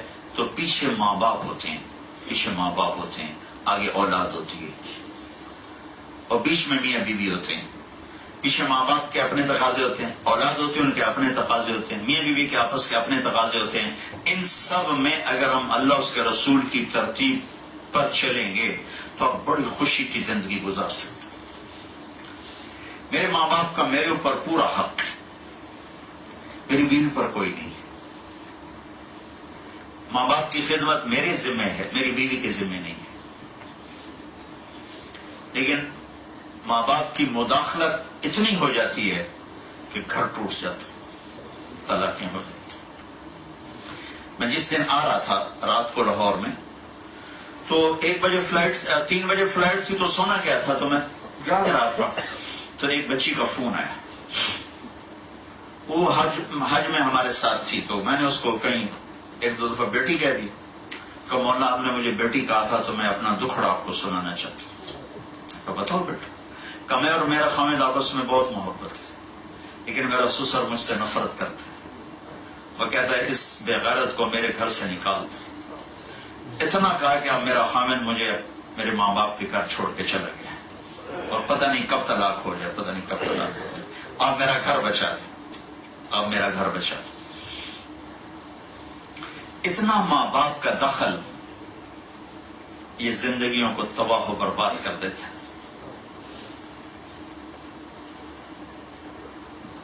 اللہ نے ہر ایک کو، دیکھو نا کتنی ٹریفک چل رہی، لیکن جب آپ لین میں چلتے ہیں تو کہیں ٹریفک پھنستی نہیں، آرام سے گزر جاتی. اور جہاں پاکستان میں ٹریفک اتنی کوئی نہیں، لیکن وہ آپس سے پھنس جاندے دکھلوتے ہیں، ساری راہ ٹپا دیں، راہ نہیں دیں. تو ایسا ہی اگر فیملی میں ایسا ہونے لگے کہ میں اپنے لین چھوڑ کر بیٹے کی لین میں داخل ہو جاؤں، بہو کی لین میں داخل ہو جاؤں، تو میں ٹریفک جیم کر دوں. اگر میں اپنے راستے پر رہوں تو 10 بچے بھی ہوں تو گھر خوشحال ہوگا.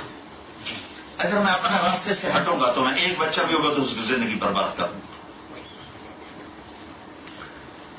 ایک جگہ لاہور یونیورسٹی ہے, ایک UMT, میں نے وہاں بیان کیا, تو اس کے بیان کے بعد ایک بچی کا پیغام آیا کہ آپ سے ملنا چاہتی ہوں. تو برابر والے کمرے میں وہ تھی, تو میں وہاں چلا گیا, تو وہ زاروں قطار رو رہی تھی. میں نے پوچھا کیا ہوا, کیوں رو رہی؟ کہا آپ بہت حقوق بیان کرتے ہیں اور اخلاق بیان کرتے ہیں, لیکن کبھی آپ نے متعلقہ لڑکیوں کے بارے میں تو کچھ بیان نہیں کیا. پہلی دفعہ مجھے اس بچی کے اس بول سے کرنٹ لگا کہ واقعی میں نے اس مضمون کو کبھی بیان نہیں کیا تھا. تو میں نے کہا تم طلاق یافتہ ہو؟ کہ جی مجھے طلاق ہوئی. بالکل جوان تھی. میں نے کہا کیا طلاق کی وجہ ہے؟ کہ کچھ بھی نہیں, میں اپنے سسر کو پسند نہیں آئی. ہم میاں بیوی بہت خوشحال تھے, لیکن میرا سسر کہتا ہے میں چنگی نہیں لگ دیا نو طلاق دے. تو آخر 3 سال کے بعد میرے خامد نے مجھے طلاق دے دی. پھر میں نے حدیث تو میں نے پڑھی تھی, بیان سے نکل گئی تھی, میں نے اس حدیث کو بیان کرنا شروع کیا کہ آپ نے فرمایا تمہیں بتاؤں سب سے اعلیٰ درجے کا صدقہ کیا ہے؟ سب سے اعلیٰ درجے کا صدقہ کیا ہے؟ تو صحابہ نے کہا جی کیا؟ الابنۃ المردودہ, جس کی بچی کو طلاق ہو گئی اور وہ اجڑ کے گھر آ گئی, اس پہ خرچ کرنا سب سے اعلیٰ درجے کا صدقہ. کیونکہ ماں باپ بھی بوجھ سمجھتے ہیں, بھائی بھی بوجھ سمجھتے ہیں, تو جو اس پہ خرچ کرے گا, آپ نے فرمایا سب سے اعلیٰ درجے کا صدقہ اس بچی پہ خرچ کرنا. اور آپ کی شادیوں میں صرف حضرت عائشہ رضی اللہ تعالیٰ عنہا کنواری ہیں, باقی سب یا مطلقہ ہیں یا بیوہ ہیں, یا مطلقہ ہیں یا بیوہ ہیں.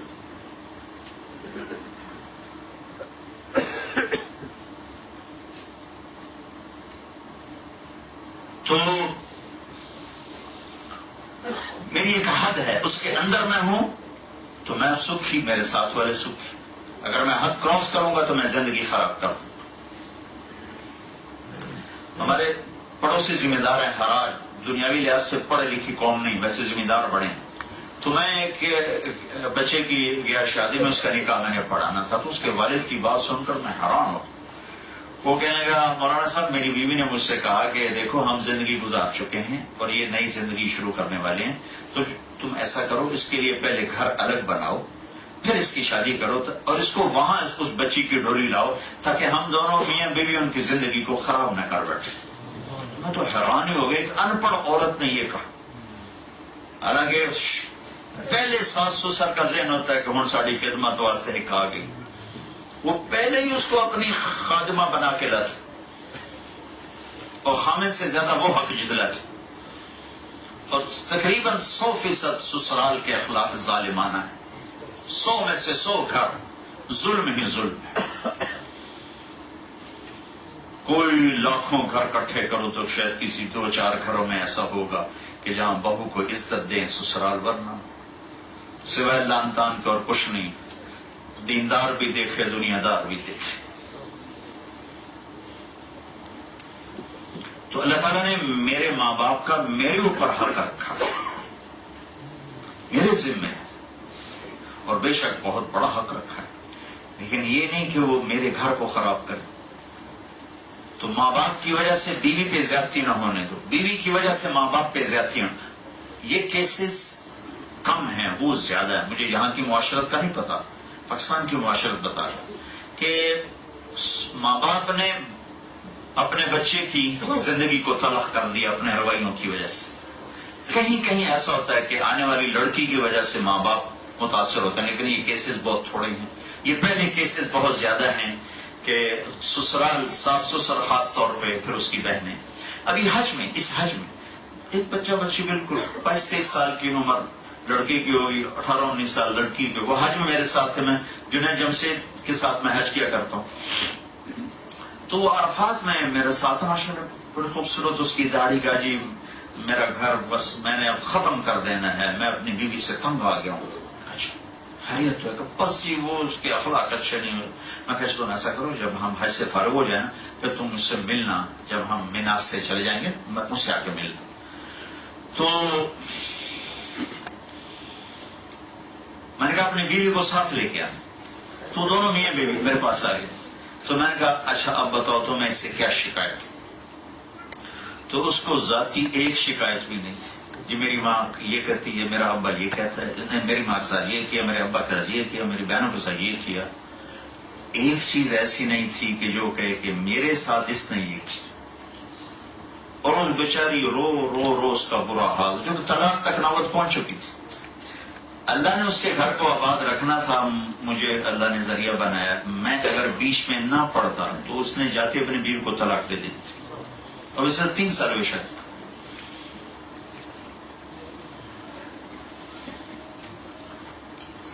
ایک سال تک بچا نہیں ہوا تو ساس نے قیامت قائم کر کہ کیسی منحوس آئی ہے، کیسی منحوس آئی ہے، کیسی منحوس آئی. سال کے بعد جب ٹیسٹ ہوئے تو پتا چلا فالٹ تو بیٹے کا ہے.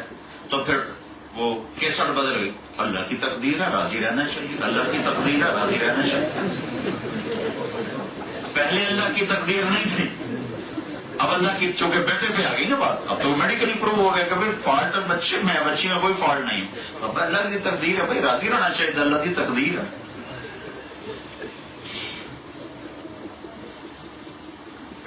تو اگر اللہ نے ساس سسر بنایا ہے تو ایسے مت بنو کہ اب اس اپنی بہو کو اپنے تابع کرنا چاہو. ہماری ایک دھوبن تھی ماسی شریفہ، بیچاری فوت 1985 میں فوت ہوئی. وہ آئی میری بہن کے پاس، کہنے لگی بی بی میری یہ 9 میرے نال بڑا لڑتی ہیں. تو میں نے کوئی تویز دے ساریاں میری غلام بننا ہے. اور لڑکی خود تھی بڑی زبردست. تو میری بہن کو تو پتا تھا کہ کیا چکر ہے. تو اس نے ایک تعویذ لکھا اور اس کو طے کرے گا کہ ماسی شریفہ جس لیے ہوں لڑائی ہوگا نا کہ تعویذ تو اتنے دنداں دے وچ دے کے نا تین کر کے بہ جانا. تعویذ ڈگنا نہیں چاہیے، نہیں تو تیرا گھر اجڑ جائے گا. وہ چکر کیا تھا اس کو چپ کرانا. لڑائی تو سارے یہاں سے چلتی. تو ایک ہفتے بعد آ گئے. کبھی بھی تو مینو کیوں جہاں تویز دیتا ہے ساریا لڑائیاں مک گئی کیونکہ ماسی آپ چپ ہو گئی. ماسی چپ تو لڑائی ختم. تو ماں باپ اگر اپنے بچوں کو سپورٹ کرے، ان کی حوصلہ افزائی کرے، کمیاں نہ پکڑے. میں ایک بچے کو اربوں پتی آدمی کا بیٹا، ماں باپ نے تانے دے دے دے دے دے طلاق دلوا کے چھوڑا. اور وہ ایسا ڈپریشن میں گیا ہے. جب 10 سال ہو گیا وہ 4 مہینے کمرے سے باہر نہیں نکلتی. دوسری شادی کی ہے، اب بڑے خوش ہیں. میں جب ملتا ہوں یہ میری بہو نے تو میری بیٹیوں کی یاد بھلا دی. تو مجھے بڑا رونا آتا ہے اندر اندر کہ تم نے بیٹے کو نہ دیکھا، اپنے آپ کو دیکھا. بیٹے کو تو برباد کر کے رکھ دی. تو میں نے اس سے پوچھا تو نے طلاق کیوں دی؟ کہا جی ماں باپ کے تانے سن سن. وہ پہلے تھا بہت غلط لائف تھی. تو اس کے باپ نے مجھے خود کہا کہ جی میرے بیٹے کو کچھ ملو، اللہ کرے کچھ اس کو اللہ ہدایت دے. تو ہم اسے ملتے رہے. اللہ کے فضل سے وہ 3 چلے کے لیے نکل گیا. پھر اللہ نے اس کی زندگی کو بہت خوبصورت بنا دیا، شادی ہو گئی. تو اب میں نے کہا جی کیوں طلاق دی؟ کہا مولانا جب میں جب ساری رات باہر رہتا تھا تو کبھی میرے ماں باپ نے مجھ سے نہیں پوچھا تھا کدھر ہو کیسے. جب شادی ہوئی تو اب روزانہ ساڑھے بولتا بیٹھ دے نہیں بیوی دی کچھ چی بڑھیا رہ جاتا. ساڑھے بولتا بیٹھ دے نہیں بیوی دی کچھ چی بڑھیا رہ جاتا. ہمارا تو حال ہی نہیں پوچھتا، کمرے سے نکلتا ہی نہیں. کہ بس یہ مسلسل 1 سال سن سن سن. میں نے کہا لو یہ کاغذ دے دے. ایسے بڑے پڑے ہیں ہر گھر کے میں افسانے. تو زندگی کو مکمل بنانے کے لیے ایک سرا اللہ سے جوڑنا ہے، اس میں عبادت، نماز، روزہ، حج، زکات. ایک سرا بندوں سے جوڑنا ہے جس میں اخلاق ہے، جس میں رویے ہیں. اور ان سب کا خلاصہ یہ زبان کا میٹھا بول. بدل میرا دل بالکل صاف ہے. دل کون دیکھتا ہے؟ ہر کوئی زبان کو دیکھتا، بول کو دیکھتا. اور کئیوں کو شیطان نے یوں پٹی پڑائی. میں کہا جی منہ پہ آنکھ لینا، میں منافق کوئی نہیں. بے وقوف آدمی، یعنی اپنی حماقت کو اپنی صفت بتا رہا ہے. کسی کی کمی اس کے منہ پہ کہنا یہ کوئی انسانیت ہے؟ تو شیطانیت ہے. کسی کو کمی سے نکالنے کا راستہ تانا نہیں ہے. تانا دینے سے تو اور آدمی برباد ہو جاتا.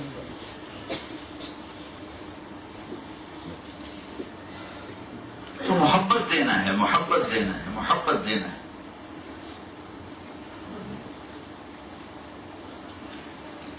بے شک ماں باپ کا حق میرے نبی نے بتایا، لیکن اولاد پہ بتایا، بہو پہ نہیں بتایا، اولاد پہ بتایا. میرے اوپر خود میرے نبی نے فرمایا کاش میرے ماں باپ زندہ ہوتے یا کم از کم میری ماں ہوتی اور میں عشاء کی نماز کے مصلی پہ ہوتا، سورۃ فاتحہ پڑھ رہا تھا، ادھر سے میری ماں کہتی محمد، تو میں ماں کے لیے نماز توڑ دیتا. بتایا.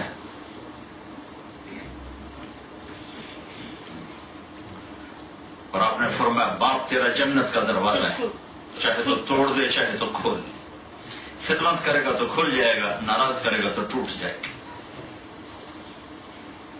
ایک صحابی حضرت علقمہ، ان کی بیوی نے پیغام بھیجا کہ یا رسول اللہ، علقمہ موت کے کنارے ہیں، کلمہ نہیں پڑھا جا رہا. تو آپ تیزی سے آئے اور ان کو کہا بیٹا کہو لا الہ الا اللہ. کہلوانے والا نبی اور کہنے والا صحابی. آپ کا کہو لا الہ الا اللہ، کا یہ نہیں کہا جا رہا، زبان پہ نہیں آ رہا. باتیں دوسری کر رہے ہیں، کلمہ نہیں زبان پہ آ رہا. تو آپ نے کہا اس کے ماں باپ میں کوئی ہے کہ جی ماں ہے. آپ نے پوچھا ناراض ہے؟ کہا ہاں جی ناراض. تو آپ نے فوراً ان کی ماں کو بلوایا اور کہا کہ تمہیں علقمہ سے کیا شکایت؟ کہا جی اور تو کوئی نہیں، بہت نیک ہے، میرے ساتھ بدتمیز ہو کے بولتا، بس یہ شکایت. سخت بولتا ہے میرے ساتھ. تو آپ نے کہا اسے معاف کرو. کہا میرا جی نہیں چاہتا. کہ اگر میں اسے آگ لگاؤں پھر سفارش کرو گی؟ کہا پھر تو کرو. اگر تم نے معاف نہ کیا تو اللہ اسے جلا دے گا. اچھا میں معاف کرتی ہوں. جب انہوں نے کہا میں معاف کرتی ہوں، آپ نے کہا بیٹا کہو لا الہ الا اللہ. تو اس نے کلمہ پڑھا اور جان دیا. پھر آپ نے ان کا جنازہ خود پڑھایا اور ان کے دفن ہونے میں بھی آپ شریک ہوئے. پھر آپ نے سب سے کہا کہ دیکھو جس نے ماں باپ کو تنگ کیا اس پہ اللہ کی لعنت، فرشتوں کی لعنت، زمین آسمان کی لعنت. تو یہ سارے حقوق اولاد کے لیے آ رہے ہیں، بہو کے لیے نہیں، اولاد کے لیے آ رہے ہیں. تو ہم اس کو مکس کر دیتے ہیں. اور پھر جو کہ یہاں تھوڑا سا آزادی کا ماحول ہے، اب تو پاکستان کا بھی یہی حال ہے، ایک دوسرے کی برداشت نہیں ہے تو جلدی طلاقیں، جلدی طلاقیں، جلدی طلاقیں. گھر ٹوٹ رہے ہیں، گھر ٹوٹ رہے ہیں. پہلا ماں باپ نے سکھانا ہوتا ہے بیٹے کو کہ بیٹا تم کسی کی جب بیٹی لاؤ گے تو تم نے زندگی کیسے گزارنی، وہ نہیں سکھاتے. بیٹی والوں نے سکھانا ہوتا ہے بیٹی جب تم نے کسی کے گھر جانا ہے تو زندگی کیسے گزارنی، وہ نہیں سکھاتے. تو دونوں بالکل اناڑی ہوتے ہیں زندگی شروع کرنے سے پہلے. وہ ڈاکٹر بن گیا ہے، وہ اس کو جاب لگ گئی ہے، اس کو دکان مل گئی ہے، وہ جوان ہو گئی، اس نے BA کر لیا ہے، MA کر لیا، جو بھی کر لیا. لیکن نہ اس نے نہ اس نے یہ سیکھا نہیں کہ ساتھ چلنا کیسے، کیونکہ یہ چیز تو اس علم سے نہیں ملتی، تو نبی کے علم سے ملتی ہے چیز. ہمارے نبی پاک صلی اللہ علیہ وسلم کی عادت تھی جب آپ لیٹ گھر میں آتے تھے، لیٹ آتے تھے گھر میں، تو آپ بڑے آہستہ سے اندر آتے کہ کسی کی آنکھ نہ کھلے، اور آپ اتنی آواز میں السلام علیکم کہتے تھے کہ جاگنے والا سن لے اور سوئے ہوئے کی آنکھ نہ کھلے. جب آپ تہجد میں اٹھتے تھے تو اتنے آہستہ سے اٹھتے تھے کہ عائشہ کی آنکھ نہ کھلے یا جس بیوی کے گھر میں اس کی آنکھ نہ کھلے. اور پھر آپ نے فرمایا تم میں اگر کوئی، وہ زمانہ تھا نا جب اطلاع نہیں تھی، جب تم میں کوئی گھر واپس آئے اور اسے شام ہو جائے تو گھر نہ جائے، باہر ہی کہیں سو جائے، صبح گھر جائے تاکہ گھر والوں کو تکلیف نہ ہو. سبحان کیا خوبصورت زندگی بتائی ہے میرے محبوب. پھر اگلا اسٹیپ اولاد کا ہے. تو اولاد کے لیے ٹائم نکالنا، ان کے ساتھ دوستی لگانا، ان کو محبت دینا. اس سے جو نتیجہ آئے گا وہ سختی سے نہیں آئے گا، شدت سے نہیں آئے گا. حسن حسین کے ساتھ آپ نے اس طرح زندگی گزاری جیسے ایک باپ بچوں کے ساتھ گزارتا ہے، حالانکہ آپ کا مقام کیا ہے. اب آپ حضرت حسن حسین کو یوں زبان دکھا دکھا کے ان سے کھیلتے تھے. یوں یوں کیا کرتے تھے. تو وہ چھوٹے تھے تو وہ آپ کی زبان جتنی زبان میں سرخی اتنی اس صحت کی علامت ہوتی, کوئی طے نہیں تھی. تو وہ سرخ زبان دے کر وہ سمجھتے کوئی کھانے کیجیے تو یوں جھپٹا مارنے کی کوشش کرتے تھے کہ دو جہان کا سردار بچوں کے ساتھ کیسے زندگی گزارے. کبھی آپ نماز پڑھا رہے ہوتے تھے تو آپ رکوع میں جاتے تو حسن بھاگے آتے اور یوں ٹانگوں میں سے گزر کے ادھر سے نکل جاتے تھے. تو آپ نماز کے بعد 2 تھپڑ مارتے کہ بدتمیز نماز خراب کرتا ہے اپنے نانے کی. اور کئی دفعہ ایسا ہوا کہ آپ سجدے میں گئے اور آ کے کمر پہ بیٹھے اور سجدہ لمبا کر دیتے تھے.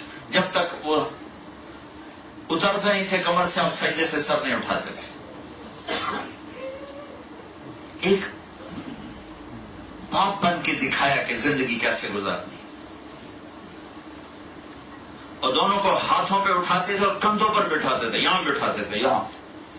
عربوں میں عیب تھا بچے کو اٹھانا, عیب تھا بچے کو اٹھانا. آپ نے اس کی ایسی نفی فرمائی کہ صرف یہاں نہیں اٹھایا, کندھوں پہ بٹھایا, کندھوں پر. ایک بدو نے دیکھا کہا واہ بڑی اعلیٰ سواری ہے.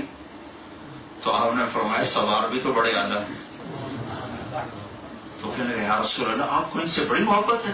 ہاں مجھے ان سے بڑی محبت ہے, اور اللہ بھی ان سے محبت کرتا ہے, اور جو ان سے محبت کریں گے اللہ ان سے بھی محبت کرے گا. اور آپ نے دعا کی اللہ میں ان سے پیار کرتا ہوں تو بھی ان سے پیار کرتا. اور ایک لیا کہا یا اللہ جو ان سے بغض رکھے تو ان سے بغض رکھ, جو ان سے پیار کرے تو ان سے پیار کر. حسن حسین کی کشتی کرواتے تھے, چھوٹے بچے کشتی کرواتے. ایک دفعہ دونوں کی کشتی کروا رہے تھے اور حسین کو شاباش دیے جا رہے تھے, حسن کو نہیں. شاباش شاباش. تو ماں نے کہا فاطمہ نے کہا یا رسول اللہ حسین کو شاباش دیے جا رہے ہیں, حسن کو نہیں دے رہے. تو آپ نے کہا یہ جبریل میرے پاس کھڑا ہوا حسین کو شاباش دے رہے, میں بھی اسی کے ساتھ.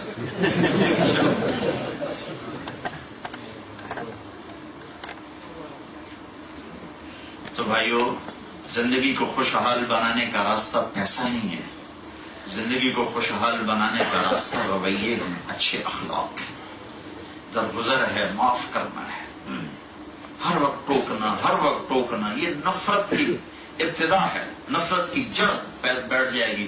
اگر بیوی خامن کو ٹوکے, خامن بیوی کو ٹوکے, میاں بیوی اولاد کو ٹوکیں, زندگی ختم ہو جائے گی. لائف کوالٹی بنانی ہے تو رویے ٹھیک کرو. اور سب رویوں کا خلاصہ آخر میں ایک آخری بات بتاتا ہوں, وہ یہ زبان ہے, زبان کا بول میٹھا کر. میرے نبی نے حضرت معاذ بن جبل سے فرمایا معاذ تمہیں سارے دین کا خلاصہ بتاؤں؟ کہا جی کیا؟ تو آپ نے یوں کیا کہ یہ زبان یہ کہا اسے قابو میں رکھ. کہنے لگے یا رسول اللہ زبان کے بول پہ پکڑ ہوگی؟ کہا ہوا سب سے زیادہ جہنم میں زبان ہی دھکا دیکھی. ایک میٹھا بول ساری دنیا کے شہد کٹھے کروں تو اس سے زیادہ مٹھاس, اور ایک کڑوا بول ساری دنیا کا سمندر کے کڑواہٹ کٹھی کرو تو اس سے زیادہ. ساری دنیا کا زہر وہ تباہی نہیں لیتا جتنا ایک زہریلا بول تباہی لاتا. ساری دنیا کا شہد وہ مٹھاس نہیں دیتا جتنا زبان کا ایک میٹھا بول مٹھاس دیتا. تو بھائیو سرات بھی ہیں, آپ بھی ہیں, اور آپ لوگ ماشاءاللہ ایک فیملی بن چکے, آپ کی تیسری چوتھی نسل یہاں. آپس کے رویے ٹھیک کرو. بازار میں کام کرتے ہو تو حلال کام کرو, حرام نہ کرو. جاب کرتے ہو, کاروبار کرتے ہو, جھوٹ نہ بولو, دھوکہ نہ دو, فراڈ نہ کرو. یہاں کی حکومتیں تم پر خرچ کرتی ہیں, ٹیکس نہ بچاؤ, ٹیکس میں چوری نہ کرو. ہمارے ملکوں میں چوری اس لیے ہوتی ہے کچھ نیتیں خراب ہیں, کچھ حکومتیں بھی خراب ہیں, وہ لگاتے ہی نہیں یا بہت تھوڑا لگاتے. لیکن یہاں تو ٹیکس چرانے کا کوئی جواز نہیں, یہاں تو آپ پہ لگایا جاتا. پر ایسے غلط پیپر بنا کے کوئی 2 نمبری کام نہ کرو جس سے تمہارا ضمیر تمہیں ملامت کرے, کر اللہ کی بارگاہ ملامت ہو. تمہیں قصہ سنوں یاد آیا, احسان دانش کی کتاب ہے, آپ بیتی ہے اس کی. تو اس میں واقعہ لکھا ہے کہ دلی میں ایک جیب کترا تھا، اس کی پوری ٹیم تھی جو شام کو آ کر اس کو کمائی دیتی تھی. تو ایک دن ایک اس کا چیلا 2 روپے لے کر آیا. یہ ہے جب انگریز کی حکومت تھی، جب برطانیہ کا راج تھا، تو اس کو ڈانٹا کہ صرف 2 روپے اتنے تھوڑے کم. تو استاد جی آج بڑا مال کمایا تھا. دیکھو ایک انگریز کی جیب کاٹی تھی. لیکن میں 4 قدم چلا تو مجھے خیال آیا کہ اگر قیامت کے دن عیسیٰ علیہ السلام نے میرے نبی کو تانا دے دیا کہ آپ کے امتی نے میری امت کی جیب کاٹی، تو میں اپنے نبی کو کیا جواب دوں؟ تو میں شرم سے پانی پانی ہو گیا اور میں نے جا کر اس کو وہ واپس کر دیے. اور یہ اپنے کی جیب کاٹ کے لایا. تو گرو نے اس کو نا 10 روپے انعام دیا. پارٹیشن سے پہلے کی بات ہے. اس کو 10 کا یہ تیرا انعام ہے جو تو نے آج یہ کام کیا. تو تم اپنے نبی کے لیے کوئی تانا لینے والے نہ بن جاؤ کہ کل کو عیسیٰ علیہ السلام کہیں کہ آپ کے امتی کیا کرتے رہے میری امت کے ساتھ. تو کوئی 2 نمبری نہ کرو. یہ اخلاق اور رویوں کا حصہ ہے. اپنے ٹیکس کی چوری نہ کرو، چیٹنگ نہ کرو، کاغذات بنانے کے لیے کوئی غلط قدم نہ اٹھاؤ. یہاں کی لڑکیوں سے شادیاں کر لیتے ہیں کہ پیپر بن جائیں، پیپر بن جائیں. یہ ظلم اور ستم نہ کرو. کہ دین سے ہم کسی کو متنفر نہ کریں. اگر ہم کسی کو قریب نہیں کر سکتے دور بھی نہ کریں.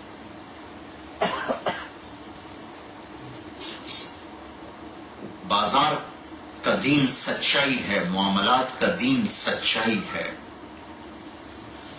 تم سچ کے پیچھے چلو، اللہ تمہیں وہاں سے دے گا جہاں سے وہم و گمان بھی نہیں. جھوٹ کے پیچھے نہ چلو، سچ کے پیچھے چلو.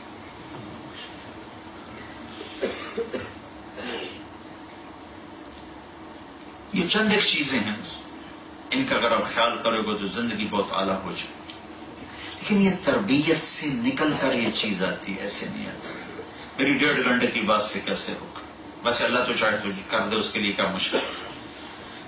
لیکن اسباب کی دنیا ہے، سیکھنا پڑتا ہے. میں نے پورا دین آپ کو 1.5 گھنٹے میں بتایا ہے. یہ تبلیغ اس کو سیکھنے کی محنت. تو اس کے لیے وقت دیا کرو. ایک دفعہ 4 مہینے لگا لو، پھر ہر مہینے 40 دن لگاتے رہو. مہینے میں 1 ویکینڈ نکالتے رہو. تو یہاں قریب تمہارا مرکز ہے، جمعرات کو وہاں جایا کرو، بیان سنو، رات قیام کرو. نہیں کر سکتے واپس آ جاؤ. یہ تھوڑا سا ہے. اور 24 گھنٹے کی زندگی کی ترتیب میں نے بتا دی ہے. زبان کے رویے. اور ایک بات اور کہہ کے پھر ہم بات ختم کرتے ہیں. اپنے دل کو سب کے بغض سے صاف رکھو. کسی کی کمی دل میں نہ لاؤ. کوئی زیادتی کر جائے معاف کرو. دنیا میں کوئی ایسا انسان، کوئی عورت ایسی نہ ہو جو کسی عورت سے بولتی نہ ہو کہ میری تو اس سے لڑائی ہے، میں نے بات نہیں کرتی. کوئی شخص ایسا نہ ہو جو کسی سے بائیکاٹ ہو کہ میں نے اس سے بات نہیں کرنی، میرا اس سے قطع تعلق ہے. یہ نہ کر. کوئی تم سے کاٹے تو جوڑو، کاٹے جوڑو، کاٹے جوڑو. نہ خود کٹو نہ کسی کو کاٹو. تو یہ وہ عمل ہے جو تمہیں قیامت کے دن بغیر حساب کے جنت میں پہنچا دے گا. اپنے دل کو صاف رکھو. معاف کیا، معاف کیا. اللہ سے لیں گے، تم سے نہیں. اللہ سے لیں گے، تم سے نہیں. تو سارے بھائی نیت کرتے ہو. اب اس مہینے کے اندر یا اگلے مہینے کے اندر یا سال کے اینڈ تک، اب سال ختم ہونے والا ہے، جو بھائی 4 مہینے کے لیے نکل سکتے ہو، چلے کے لیے نکل سکتے ہو، ذرا کھڑے ہو کر اپنے ناموں کا اظہار کرو. طالبہ ہے، اس کے بعد انشاءاللہ دعا کرتے ہیں. وہ یہ ہے میرے بھائیوں بہنوں، مستورات بھی ہیں، آپ ہی کا خاصا مجمع ہے لندن کا. انسان زندگی بھر خطائیں کرتا ہے، ہوتی رہتی ہیں، جوانی میں بھی، بڑھاپے میں بھی.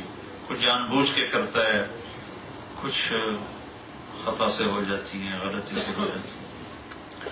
تو اس لیے چونکہ اللہ کو پتا تھا میرا یہ بندہ اس کمی کا شکار ہے، تو اللہ نے توبہ کا دروازہ بہت بڑا کر دیا. نہ اس کی کوئی لمٹ رکھی، نہ کوئی تعداد رکھی، نہ کوئی عمر کی قید ہے اور نہ کوئی ٹائم کی قید ہے اور نہ کوئی عدد کی قید ہے. کہ 100 دفعہ کے بعد میں توبہ قبول نہیں کروں گا، یا 40 سال کے بعد میں توبہ قبول نہیں کروں گا۔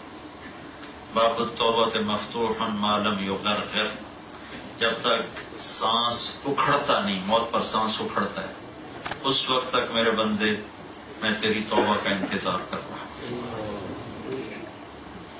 ایک تو یہ بات ہوگی۔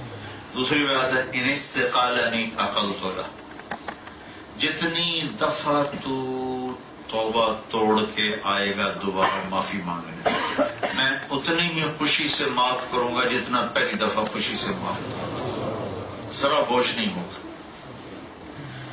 اور عقلت لہ کی یہ میں ایک تعبیر کیا کرتا ہوں کہ یہ تار ہے نا، یہ راڈ ہے، یہ ٹوٹ جائے تو اس کو جہاں سے ہم جوڑیں گے نا، جوڑ نظر آئے گا۔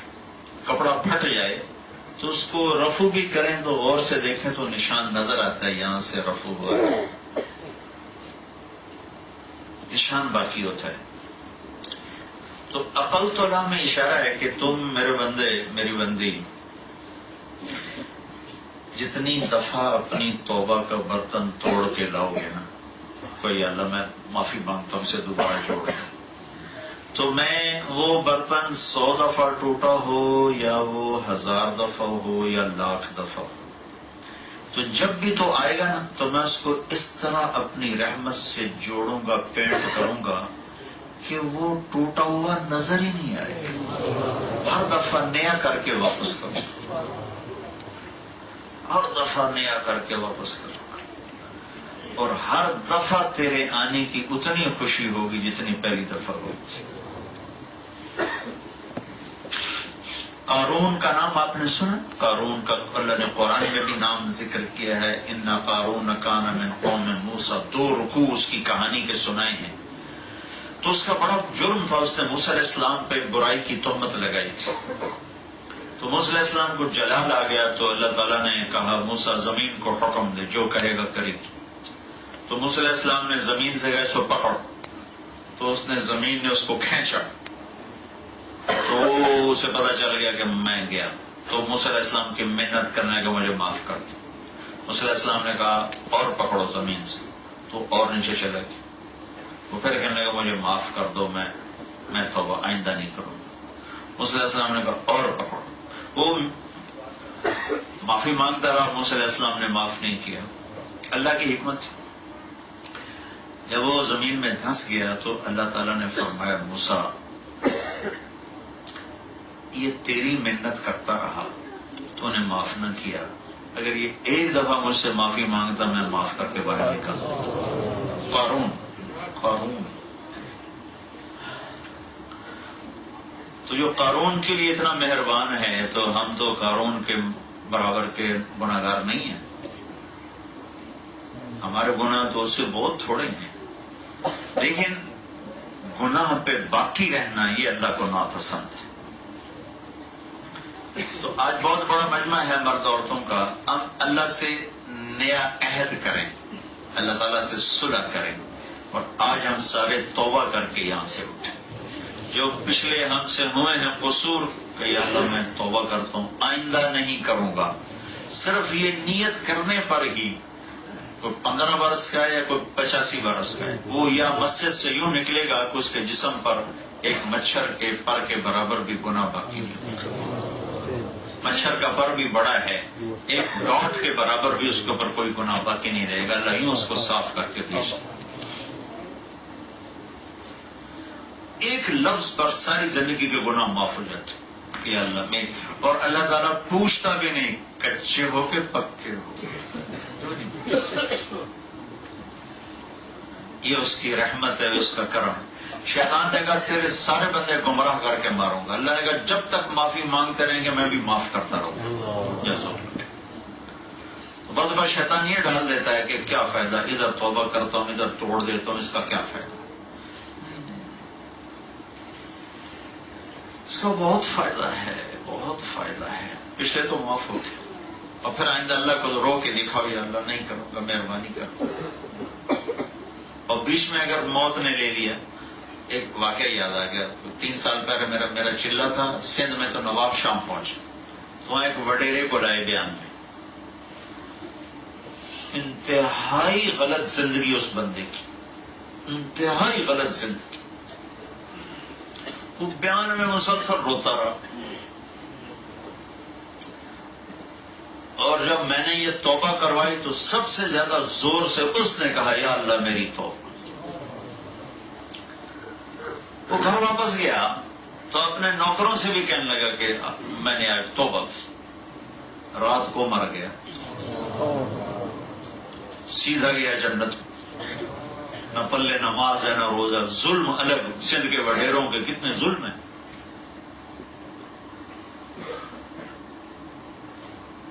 تو میں آپ سے بھی، ان مستورات سے بھی یہ آخری گزارش کرتا ہوں، آج ہم مل کے اجتماعی توبہ کریں. کرتے ہو؟ اب کہو یا اللہ میری توبہ، پھر کہو یا اللہ میری توبہ، پھر کہو یا اللہ میری توبہ. اگر بھائی بہنوں آپ نے یہ دل سے کہا ہے تو آپ کو مبارک ہو، آپ کے سب اللہ نے معاف کر دیا. آئندہ کبھی ہو جائے تو پھر معافی مانگ لینا، پھر معاف ہو جائے. درود شریف پڑھو. اللهم لك الحمد كما انت اهله، صل على محمد كما انت اهله، وفعل بنا ما انت اهله، انك اهل التقوى واهل المغفرة. یا اللہ تو ہمیں اپنا بنا لے اور ہمارا بن جا. یا اللہ قدر قدم تیرے نافرمانیاں کی، تیرے حکم توڑے، تیرے نبی کے طریقوں کو توڑا. ہم تجھ سے معافی مانگتے ہیں، ہمیں معاف فرما دے. یا اللہ یہ جتنا مجمع تیرے بارگاہ میں ہاتھ اٹھائے ہوئے ہے، مردوں کا عورتوں کا، یا اللہ ہم سب کے اگلے پچھلے نئے پرانے صغیرہ کبیرہ گناہ معاف فرما دے اور ہماری نسلوں کو بھی معاف فرما دے. اور یا اللہ یہ تیرے محبوب کی امت کا مجمع ہے، ان کے نسلوں کی، ان کے ایمان کی، اخلاق کی، دنیا کی، ہر چیز کی حفاظت فرما. انہیں معاشرے میں بہترین انسان بنا کے چلا. یا اللہ ان کے خاندان مثالی خاندان بنا دے، ان کے گھرانے مثالی گھرانے بنا دے. ان کی اولادوں کو دین کا پرچم اٹھانے والا بنا دے، دین کے مطابق چلنے والا بنا دے. جو یہاں زیر زمین چلے گئے ایمان کے ساتھ اور قبروں میں ہیں، ان کی قبروں کو نور سے روشن فرما دے. اور یا اللہ جب ہمارے جانے کا وقت آئے تو ایمان پر ہمارا خاتمہ فرما اور ایمان کی زندگی کے ساتھ ہمیں دنیا سے رخصت فرما. یا اللہ ہمیں موذی امراض سے بچا، مہلک امراض سے بچا، دکھ درد والی زندگی سے بچا، تنگ دستی والی زندگی سے بچا. ہمیں یا اللہ ایمان کی کشادگی بھی عطا فرما اور مال کی کشادگی بھی عطا فرما. یا اللہ ہمارے جسم کو بیماریوں سے محفوظ فرما، مختلف قسم کے دردوں سے محفوظ فرما، سر سے لے کر پاؤں تک ہر عضو کو سلامت فرما. یا اللہ ہمارے سر کو، آنکھوں کو، کانوں کو، بالوں کو، جسم کو، ناخن تک کو، ہڈیوں کو، یا اللہ پٹھوں کو، ہر چیز کو ہر قسم کی آفات سے محفوظ فرما. یا اللہ کسی کا محتاج بنائے بغیر واپسی مقدر فرما، کسی کا محتاج بنائے بغیر ہماری واپسی مقدر فرما. اور یا اللہ اپنے فضل و کرم سے پوری دنیا کے انسانوں کو ایمان کی دولت نصیب فرما اور پوری دنیا کے آخری کنارے تک اپنا پیغام پہنچانے والا ہمیں بنا. کہ جتنا مجمع آیا ہے ان کے دل میں جتنی تمنائیں ہیں، یا اللہ تو بہتر جانتا ہے، سمجھتا ہے. زبان سے کہیں یا نہ کہیں تیرا جاننا ہی کافی ہے. اور یا اللہ اندر کی کیفیت ہی سوال اور دعا ہے. اس سب مجمع کی، مردوں کی، عورتوں کی اندر میں جو دبی ہوئی چھپی ہوئی فریادیں ہیں، تمنائیں ہیں، اور تیری بارگاہ میں وہ نافرمانیاں نہیں ہیں، تو اپنے فضل سے انہیں قبول فرما. اس مسجد کو مکمل فرما، اس کی تعمیر کو مکمل فرما، اس کی ضروریات کو غیب سے پورا فرما. یہ جتنے بھی بڑی بنے اسے نمازیوں کے ساتھ بھر دے. اور یا اللہ سارے برطانیہ کی مساجد کو نمازیوں سے آباد فرما. یہاں جتنے لوگ آباد ہیں ان کے آپس میں اچھے سلوک پیدا فرما، ان میں محبتیں پیدا فرما، ان کی آپس کی عداوتیں، نفرتیں ختم فرما. جھوٹ کو، خیانت کو، بددیانتی کو ختم فرما. سچائی کو، صدق کو، امانت کو زندہ فرما. میاں بیوی میں آپس میں الفت محبت پیدا فرما. اولاد ماں باپ میں آپس میں الفت محبت پیدا فرما. پڑوسیوں کے ساتھ حسن سلوک کرنے والا بنا، اپنے اور پرائی کا درد دل میں رکھنے والا بنا. یا اللہ ربنا آتنا فی الدنیا حسنہ وفی الآخرۃ حسنۃ وقنا عذاب النار. وصلی اللہ تعالی علی النبی الکریم. آمین.